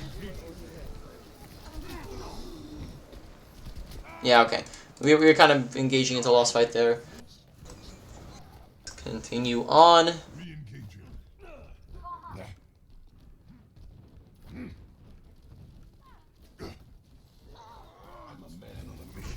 Nice awareness, right? Good job going in on him. Don't want to be brawling with the Reinhardt too much, right? It's fine if he's low or if he's out of position, right? And right here he's on his own, so that's fine. Okay, honestly, not too much going on so far.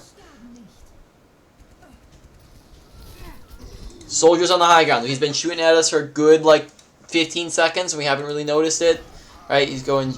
You can hear him in the background there. Shoot, shoot, shoot, shoot, shoot. That's awareness. We see him kill someone in kill feed, right? He kills our guy. We react super slowly to it. So and he's a super easy target for us to kill. So awareness, paying attention to our environment, audio awareness, right? Listening to him, right? Good job getting back to your Mercy though. And then here we just want to go up and contest him. Go up and we're full HP now. We want to go up and contest him, right? You're a little bit slow. Keep in mind, you can go and contest them even when you're not full HP, right? Even when we're like 400, we can still do that, right? We don't have to wait until we hit the 500 mark. Okay, go for the if supports are pocketing him, go for the supports first, right? Go for the Mercy, go for the for the whatever his name is. Go for the Ana, right? Go for either of them, right? Don't go for the DPS if they're just in the middle of getting pocketed. It's gonna be impossible for you to kill them if you are. Here we're on Reinhardt. Okay, now we're on the soldier again. Right, he's just gonna get pocketed through. Now we're on the Reinhardt right now. So we're just not really on the right targets right now, right?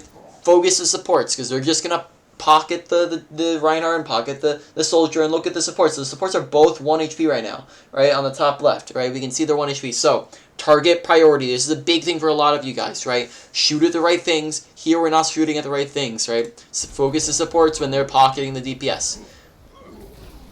Use your jump a little bit more often. We're just kind of waltzing around there. Use your jump.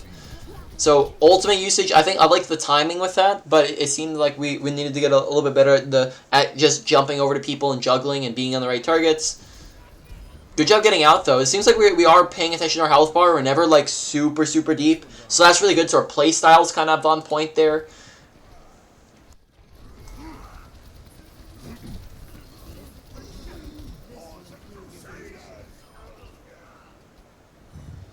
Okay.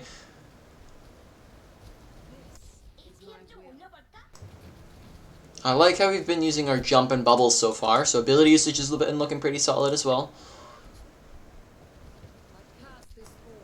Alright, right now we want to be resetting up to best positions possible, which is probably going to be one of the high grounds, right? We can take, like, this high ground, for example, above them. Look, no one can see us, no one can contest us, right? If they do, then we just get out, right? We just can bubble if we need to, right? But from here, we can just drop in on top of them, right? Boom, no jump needed, right? And that means that we have our jump to get out. We talked about this yesterday. Then we can just jump back up to the high ground and boom, we're safe. Or we can jump out to this high ground and boom, we're safe, right? Or we can just leap back to our team and boom, we're safe, right? But take the high ground in between fights so that we have good positioning for when the fight starts. And we're not forced to use our jump to get in. Because here, okay, we go on the Ana, really good, really good. Maybe drop bubble a little bit early there. You might have wanted to hold on to it until after, like, because she just walks out of that really fast, right? So instead we could have just shot at her, and then once she starts running away, we could maybe, like, leap over her, like, and then, like, right here, and then bubble her, right? And bubble inside. That would be probably a little bit better of usage here. We kind of bubble a little too early. Nice dodge.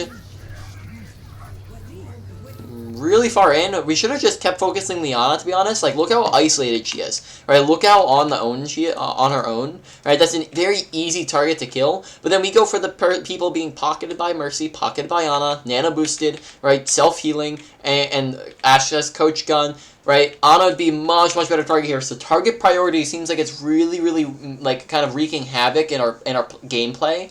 Because since we're on the wrong things all the time, we're never able to ever get anything done. We're not able to kill anything. We're not able to do anything because we're on the wrong targets. So target priority is looking like a pretty massive thing here, right? Probably going into like a high priority, right? We just want to make sure we're on the right targets. On top of that, make sure we're not like leaping in and getting super aggro when we don't have any bubble available, right? And you're on your own. Like here, we can't get this aggro because of the fact that we're on our own 1v3ing or 1v4ing actually, right? We're 1v4ing when we don't have jump and we don't have bubble, right? We can't do that. That's not something we can do. So we get way too overly aggro here, right? Watch your abilities. Watch your like when can I get aggro? Further experimentation required.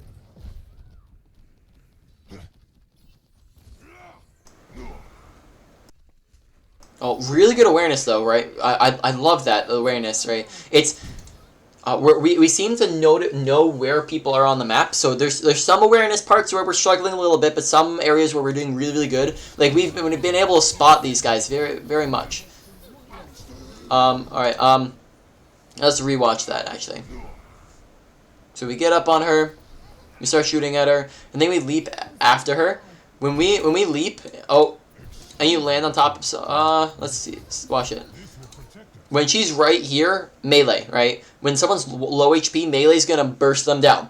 Now, how melee works is your Tesla's, like, over time, if you're just, like, meleeing her, melee, Tesla's just gonna do the same damage, but it's easier to land, and it's also longer range, and it does damage to all people. So, you don't want to just keep meleeing her, but when she's 1 HP and the melee's actually gonna kill her, then you want to melee because that bursts down her HP. You want to burst down HP because the faster someone dies, the less time they have to get healed, which she's about to get healed, the less time she has to get away and get back in her mech, right? So you, right here, when you burst down that last little bit of HP, it's actually going to be faster than if you just Tesla her, right? Because it's a big chunk of damage rather than a tiny little tickle damage. So here, if we actually melee her, or just, I guess, even track her better, then we actually kill her, right? Good job leaping out to your team. We've done a pretty good job of getting back to our team, though. Oh, really nice bubble.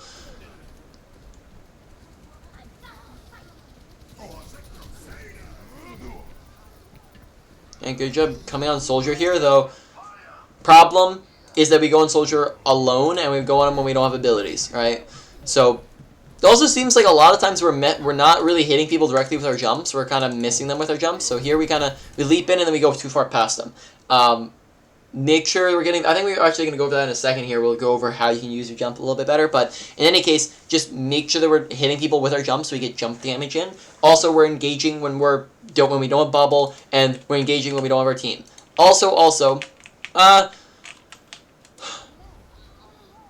Yeah, we're also primaling. Honestly, in this situation, it'd honestly be better for you just to die than to use primal.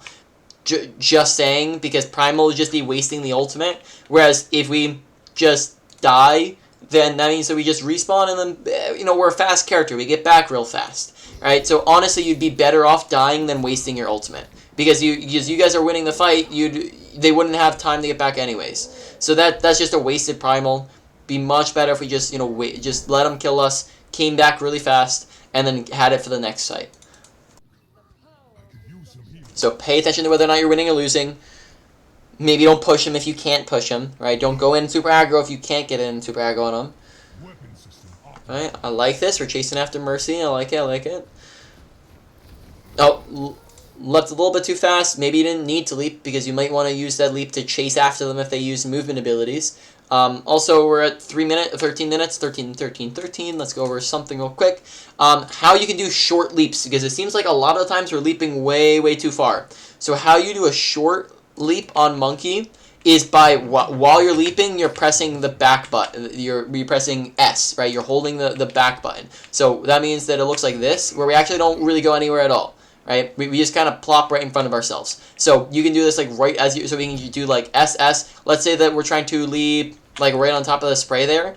We would just hold S while we're leaping, and so I went a little bit past it, but I don't think that's the max range. But so like here, for example, we're trying to leap on top of that. We'd hold S, and then now boom, we're landing on top of them. Right? We can turn around if we need to. Right? So if we're trying to if the person's like too close, then we can do this. Right? We turn around and look at them. Right? But you just hold S while you're jumping, and that way you're not going past them. Because every time what would happen is we wouldn't press S, and we do this. Right? Look at that difference in the distance. It's there versus here. Very massive difference. We kept leaping really... that meant that they were not actually... we kept leaping outside of range to be able to actually shoot at them, as well as we're leaping outside of range to punch them and to damage them. On top of that, pay attention to every time you land on somebody, you want to punch, because that's actually going to animation cancel into your landing, so you can actually jump. Oh, come on, man. He backed up. So we can jump, get on top of him, and then punch. Sorry, I don't play Monkey too often, so let me get used to this real quick. Right, so we jump, and then if you didn't notice there, because it actually canceled. I did a punch there, and you actually didn't notice. So look at his health bar, right? And we do this, same thing. That's actually not as much damage as I just did to this guy, because I actually punched there. So you can punch and animation cancel it into a slam, right? So where you do basically twice the amount of damage, right? So punch while you're jumping, and then you can Tesla, right? So you jump, you land, and you punch at the exact same time, and it cancels the animation. So that's going to be a really good, high burst damage engagement, right, on people.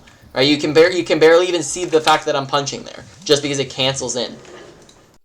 So just some monkey tech to help you get it off better. So there, we're back to Dorado. Traveling to Dorado. I'm back. Hello. Okay, we actually kissed the monkey, or the Mercy Diva here. we kind of leap too far and jump past the Mercy. On top of that, I probably didn't need to leap at all. Because look, oh, she gets out. Or no, she doesn't get out. Sorry, we get her. Good job. Nice, nice, nice.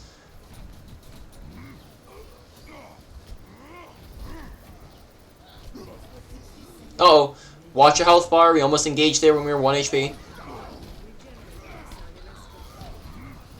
Good job staying on the Reinhardt there, because he was 1 HP. Right, that's the time where you can be on Reinhardt. Oh, stagger the baby. Stagger. Oh, no, no, no, no. Okay, so, for all of you guys, everyone pay attention to this real quick, right?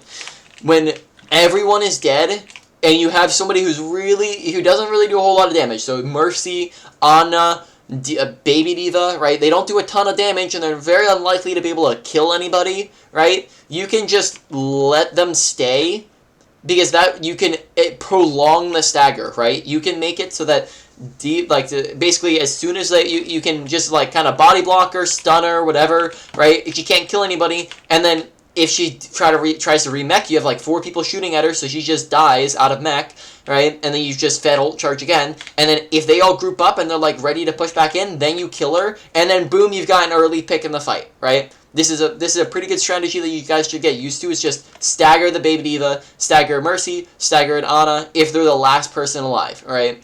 Really good habit to get into. Don't kill her. There. Alright, we'll go for like 1 more minute and then we'll do the main points. Output increased.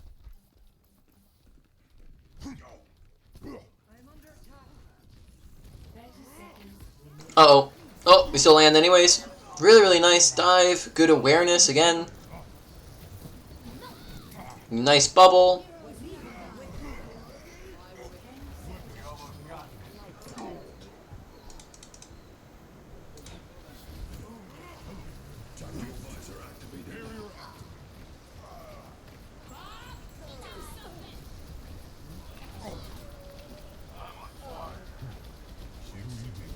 Here we just don't, we're not using Primal very much. We can use like Primal to boot Bob off point. Like we're not using Primal at all here. Probably should be using Primal. Alright, yeah. Alright. Main points, alright. Let's go back so I can see your kits. Alright, main points. Ability usage, honestly pretty decent. Sometimes he messed up with them, and especially I like to see you get a little bit better with the jumping and like kind of the animation cancel with the melee, right? Melee a little bit more, especially when someone's 1 HP or you're just sleeping on top of somebody. Ability usage I probably put at a low to medium. Ultimate usage I probably put at a medium. Needed a little bit more work. We messed up with it like one time where we just ulted if I shouldn't have. Right? And then we also needed to, like, we weren't really the best at like jumping over to people, right? But the timing is pretty decent. I like that for the most part. So moving on, target priority was probably a high priority, right? So Monkey doesn't have mechanics. We're not doing mechanics. So instead, we're replacing that category with target priority. And that was a very high priority because that really messed up most of your gameplay for a good couple of minutes there because we were just on the wrong targets the entire time, right? We're just shooting at don't shoot at tanks, don't shoot at DPS if they're in the middle being pocketed by supports, right? On to positioning. Honestly, positioning was pretty decent. Make sure you're retaking high ground though, so for that I'm putting it at a low to medium, right? It's kind of in between. You want to make sure we're taking high ground and we're staying there. And then finally, awareness, I'd probably put at a medium. There were some areas of awareness that we were really, really good at, and some areas where we kind of were lower at. So awareness coming in at a medium thing to work on. Alright, now moving on.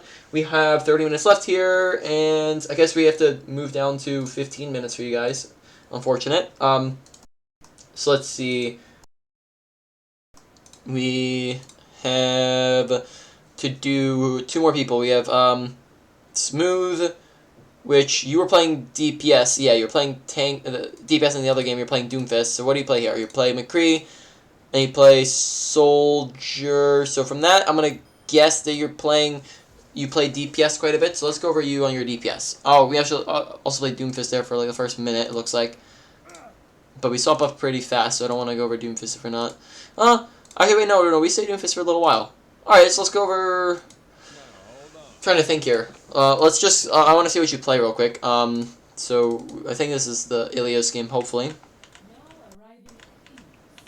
So here I think we're playing Doomfist. Oh, is this not the game? No, this is not the game. Whoops.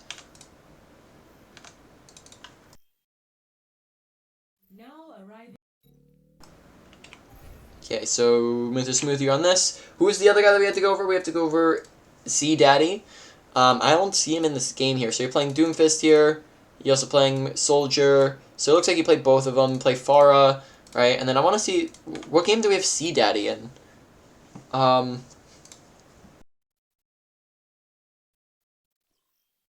Snap. I need to find what game he's in. Now arriving at Lijiang Town. Ready for battle. Okay. 1. Oh, you see, Daddy's in this game. Okay, so he's on Ana. Since I haven't seen him in any other games, I guess we'll go over his Ana gameplay. And then looks like Smooth. Oh yeah, now you're on Tank here, but I'm gonna assume that since you're on other things on the other games, I'm gonna assume you're not a tank player. So let's go over C Daddy real quick, and then we'll go back and go over you on Soldier, I guess. Since you were on Soldier, I saw you on Soldier twice. And you were on him for the longest portion of the Dorado game. Alright, so C Daddy. Let's go over your gameplay. Sorry if you don't play Ana. Apologize. Alright.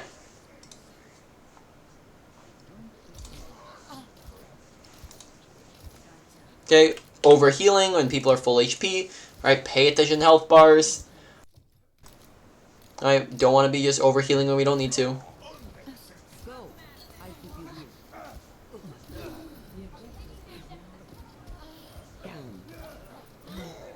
Okay, we did an anti-nade.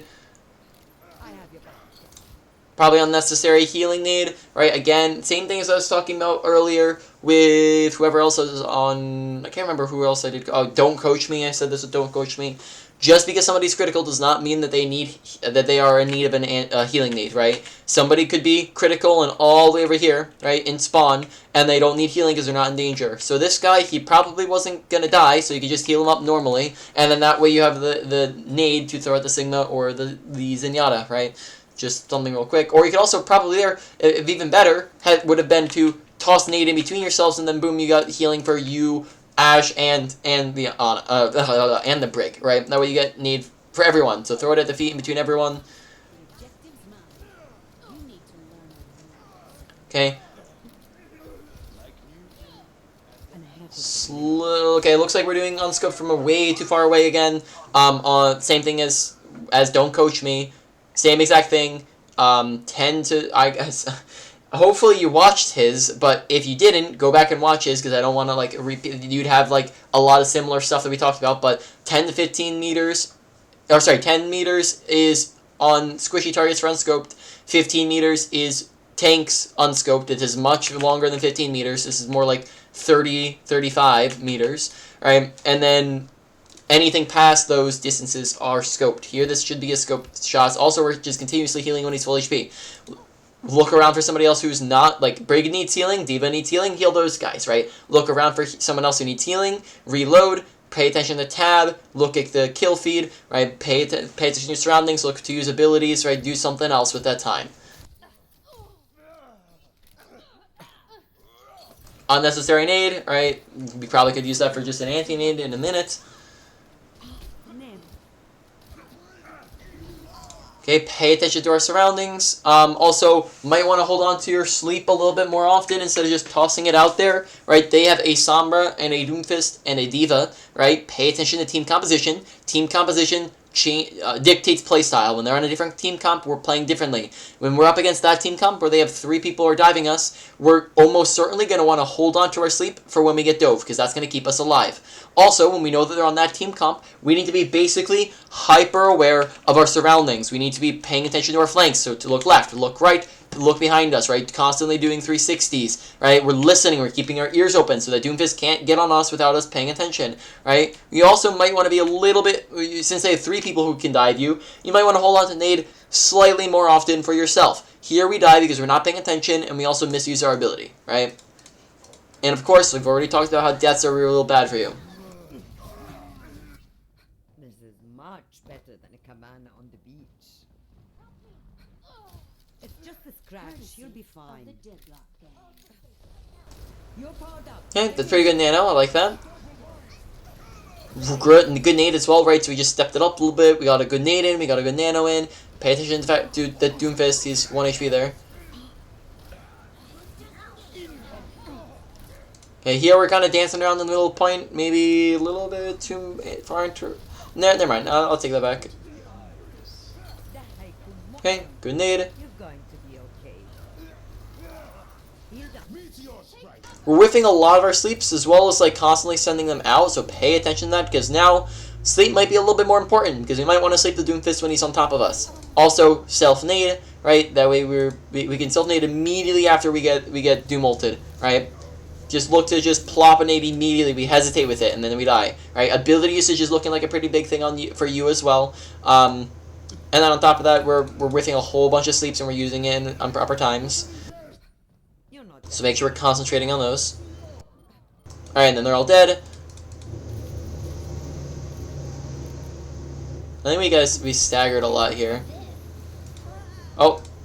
Make sure we're not walking forwards without our team. Make sure as well that we just... There's a bunch of cover that we can use here, right? Just walk this direction, right?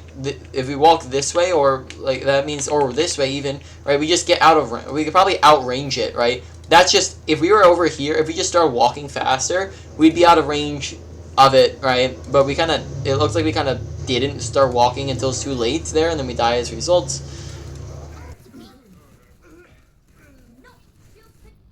Old soldiers are hard to kill. Okay, a lot of unscoping on nothing, right? We're just unscoping too far away. We're also just spamming it on nothing in particular when nobody needs healing, right? Reinhardt's full HP here. Sleep goes whiff, right? Just a lot of the same stuff over and over and over again. Nade, unnecessary nade, whiffing the nade, right? Really need to focus on our ability usage, right?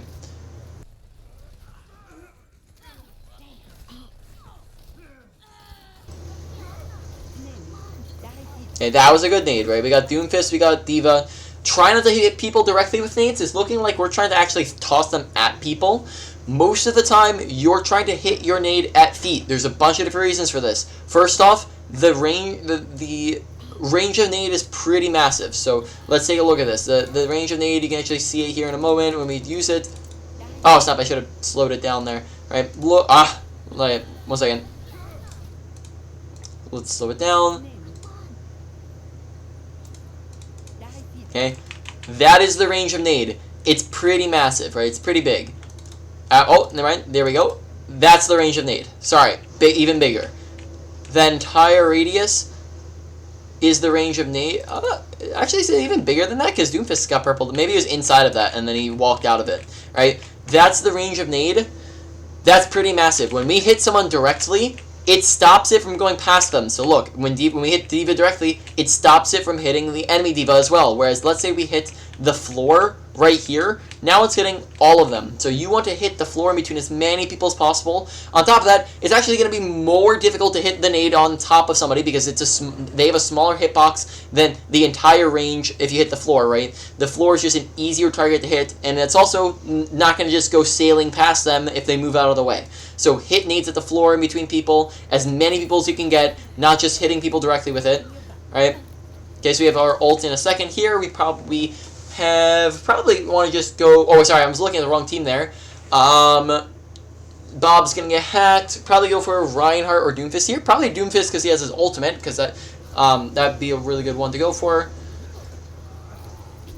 Yeah, we're focusing on DPSing when Reinhardt's 1 HP. Pay attention to your surroundings. Also, making sure that we're not scoping in and shooting at people when we're half HP. When we're low HP, request healing so that your other support knows where you're at and they can heal you better. Right, that's a good habit for everyone to get into. Here we're just kind of hard scoping and shooting when Reinhardt's 1 HP and we're half HP. Right, should not be doing that. It'll take more than that to keep me out of the fire. Healing Meteor strike. You're going to be okay. Alright, we're dying quite a bit. Dying a lot. We talked about deaths a ton with other guys. Make sure we're dying less. Alright, if we're dying a lot, That's going to be very bad for us. It means we're not going to be able to do a whole lot. Also, we're holding on to our Nano. Make sure we're not holding on to Nano. Ults that are used first get more value, and if we use them, and I said this yesterday, and also if we use them first, we're going to be less likely to just die before we get to use it. Here, we've held on to it for like 3 fights in a row. Maybe 2 fights, right? Just because we haven't used it. Make sure we're using it early in the fight so we actually get to use it before the fight ends, right? Probably pop it on the Doomfist here, right? Probably be the best one to go for. Okay, you have 3 things that can block you from nading. Your team, the enemy team shields, and enemy team tanks, right? Because they can just body block it from hitting people behind them. Pay attention to those things. Try to avoid them. There we let our team walk in front of us, and that's an awareness thing. Okay. We also nano the Hog. Maybe not the best nano target. We'd be much better off nanoing the Doomfist right behind us. I mean, Hog's not terrible, but I'd also probably nano a D.Va over a nano a Hog when, if Hog doesn't have his ult, because you want to go for characters that don't require skill shots. Hog is a skill shot character. Hook is a skill shot. All of his shotgun shots are a skill shot. D.Va, not as much. Sorry, excuse me. I was burping there. So, D.Va is a lot more consistent of a character in terms of damage output, and same as Doomfist, so they'd be a much better target to go for. Even Brig, I'd probably go for over the Hog when he doesn't have his ult, because you're just going to notice that Hog doesn't really accomplish much with it. He gets half of a kill, right, with a whole nano. This is also the time where we use overall here, so you might want to consider just not ulting, right? Pay attention to kill feed as well, right? It's quiet. This will help. Just a scratch, you'll be fine. Okay. Swiffing sleep, good nade though. I like it, but we're gonna notice now that we don't have sleep for if we need it. I'm fired. Get here. Good nade. We kind of are like running into them here.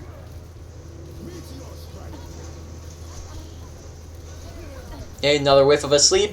Right, we just want to make sure we're concentrating on those and putting effort and focus into it. Good nano.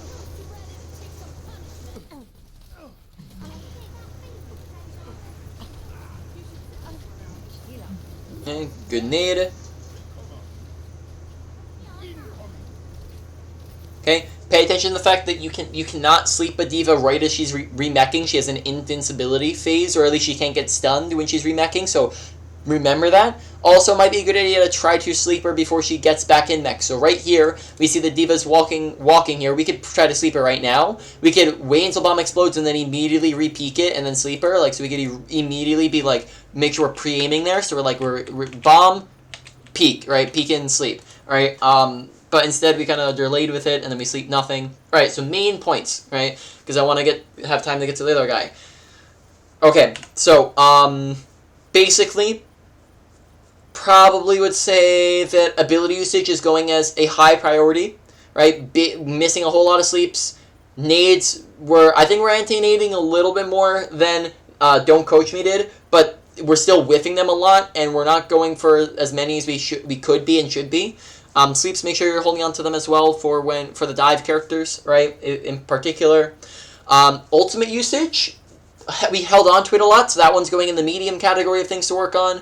Make sure you're using your ult and you're not holding on to it. That way you get more ults, right? When you use your ult, you're going to get more out there, right? We could have gotten maybe 2, maybe 3 ults in during the time that we used 1 ult, and that means that we're winning more fights, right? On top of that, mechanics. Honestly, I wouldn't say mechanics are the worst. I'd probably say I'm putting that one in like a low to medium, though I would get used to your scoped range and so that we're not unscoping all the time, and also pay attention to your reload habits, because those are the things that need to work. And then from there we have positioning and awareness. Honestly, positioning I didn't have too much of a problem with, particularly because we're up against a dive, which is usually pretty unique positioning, but we were sticking with our team most of the time there and using cover most of the time. So positioning honestly wasn't that bad. I'll probably put that at like a low. And then probably awareness was a little bit worse. I would put awareness at probably like a medium. Let's put awareness at a medium, right? So that's all the different parts for you, and then let's get back to the other guy, right? So that we're going back to the Dorado game. Ready. And Mr. Smooth, going over your soldier here. Oh, you're actually on Sombra too, man. You're another one of the guys who plays a ton of different characters. Make sure that you're, just. I mean, it'd be a good idea. This is a recommendation. Feel free to ignore it though if you just have fun playing all these different characters. Just try to lower your hero pool a little bit, right? So that you can look to learn these characters and actually get used to them. All right.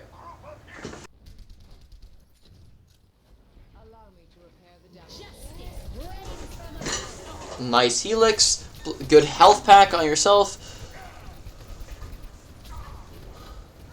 Make sure you're going for headshots. Right, very, very good. Oh, prioritize getting away over reloading. There we kind of like reloaded and slowly walked away when we could have sprinted away. Also, try to avoid maybe helixing when she's right next to you, because watch our health too. Right, we go boom, and then we did like 50 HP off of that. So you could have probably just kept shooting her, right, instead of using the helix, and then we could also sprinted away there, right, instead of, just reloading.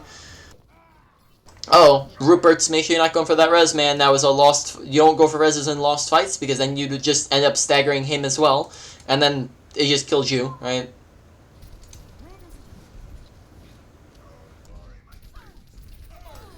Very nice. Good tracking so far. It's looking like good mechanics.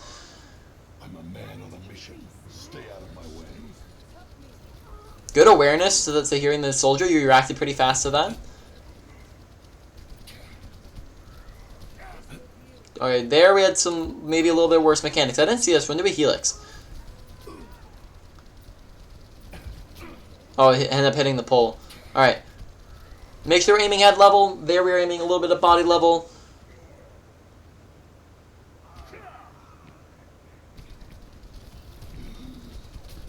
Alright, there, Rupert's, you probably should have stuck with him, man, when he was, like, oh, sorry, Rupert's died. How did he die? Okay, well, in any case, Rupert, stay alive, man!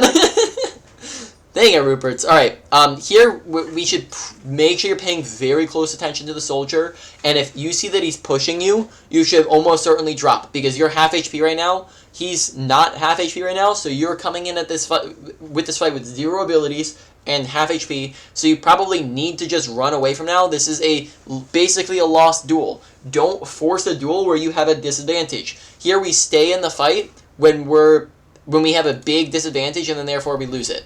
Right? Don't need to stay there, but we do, and then we die as a result. So just back up. Don't take it. Mission ain't over yet. Right? I like that we're coming out taking high ground. Good positioning so far. Okay, let's see. How are we going to use Visor? Visoring from really far away. And, okay, so first off, just keep in mind that Soldier has fall-off damage. So we can talk about that if we need to. But Soldier has fall-off damage. So the further away he is, the less damage he's doing. So from here, we're doing a whole lot less damage. From here as well, we don't really have good angles, right? Notice that there's just a big fat shield in front of us. We would have been much, much better. Like, for example, if we just sprinted around and ulted from here, right? Now we're much closer. Where the heck is Ana going to run? Where the heck is Mercy going to run? They don't have a shield.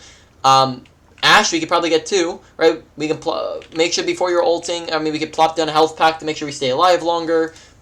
Here, we just don't really have very good angles, and Reinhardt just steps in front of them and shields them, and they just run around the corner, right? So we don't really have anybody we can shoot at, right? So therefore, we don't get much done with it, right? So pretty, positioning with our ultimate needs some work. Make sure we're closer, make sure we're above them, we're taking better angles with it.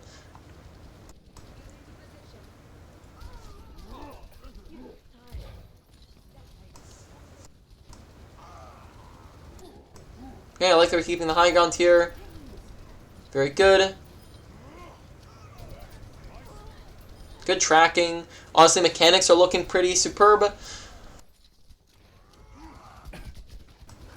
Nice health pack. Ability usage has been looking pretty great as well. Alright, yeah, just stay here. We don't want to give up the high ground positioning just to chase a kill. Good decision. Maybe toss in a helix or something. Yep. Good choice. Oh, very, very nice. Good helixes so far as well.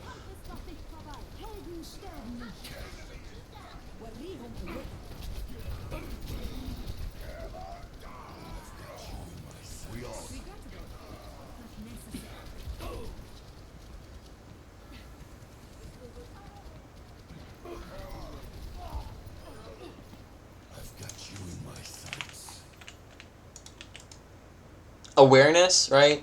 2v, 1, 2, 3, 4, 5. Right, so technically it's a 2v4 right now, but you have D.Va who's all over here for some reason. Right, so here you're just at a big disadvantage, and let's see, did we actually get anything out of it? I mean, we could, because we actually do have good positioning this time. The positioning we have is pretty decent, but let's see, did we get anything? We got one. Make sure make sure you're still helixing even when you're in your ult, right? Because we can helix around that corner and do splash damage, but we only get one kill. We don't really do much there, right? Make sure we're waiting for our team to get back, right? Because we could just wait an extra couple of seconds, because they also res that, and now we don't even get value out of it. Wait a couple extra seconds, right? Because now actually we have some players back. Now it's a 1, 2, 3, 4, right? Versus 5, right? So now we are getting some players back. This might be a better situation to use it. They're also more out in the open. Make sure we're waiting for a better situation. So ultimate usage is looking like it's being is looking like a bigger one to work on. We also plop Helix health pack down there for them, right? Make sure we're plopping it on the high ground for ourselves.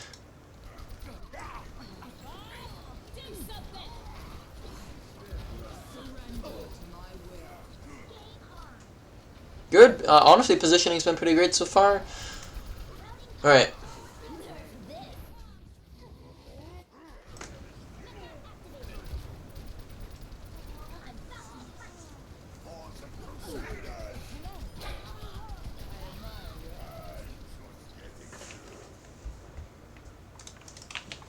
And this is not the high ground we should be retaking. We should definitely be coming back up to this high ground. This high ground is just going to be more so in the fight, whereas this high ground is going to be very outside of the fight. So the only time I'd go to this high ground right back here is if the cart was like over here. But most of the fight's going to be happening underneath this high ground, which means that we're just going to be way too far away here. So let's rewatch this. Or keep watching it, I guess. Alright, so actually go all the way top left. So we can spam. Oh, that's pretty good. Oh, went right past our head. Watch out for that. I like the spam damage you're getting out there.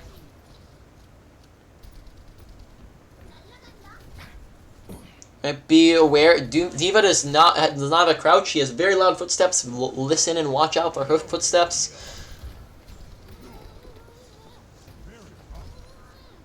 Okay.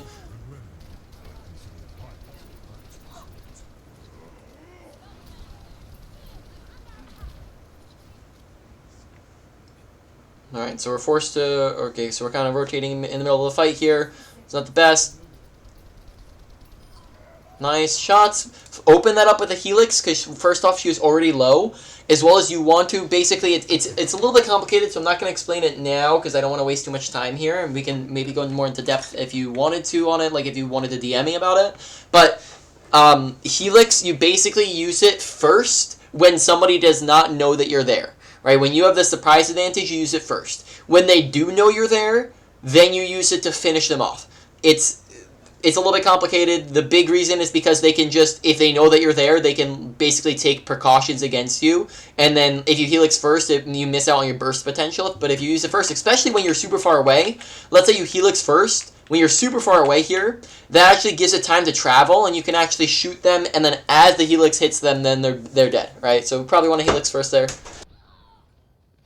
Coming up top here on the D.Va. Yep, good. Target priority has honestly been pretty good. Maybe on the D.Va a little bit too often. Oh, nice. We actually weren't trying to kill her there. Really, really good.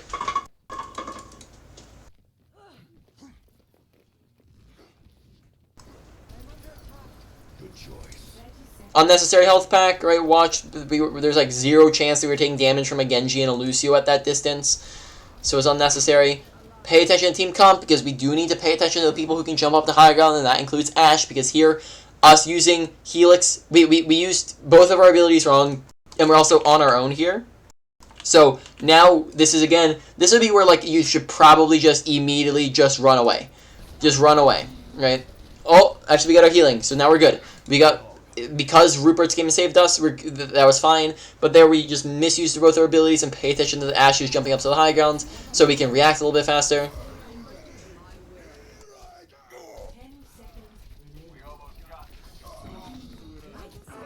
Oh, pay attention to Genji.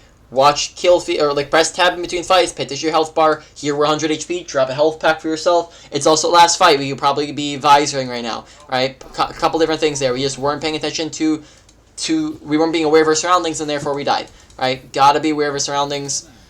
You probably just visor right now. Yep, you have a good job dropping the pack.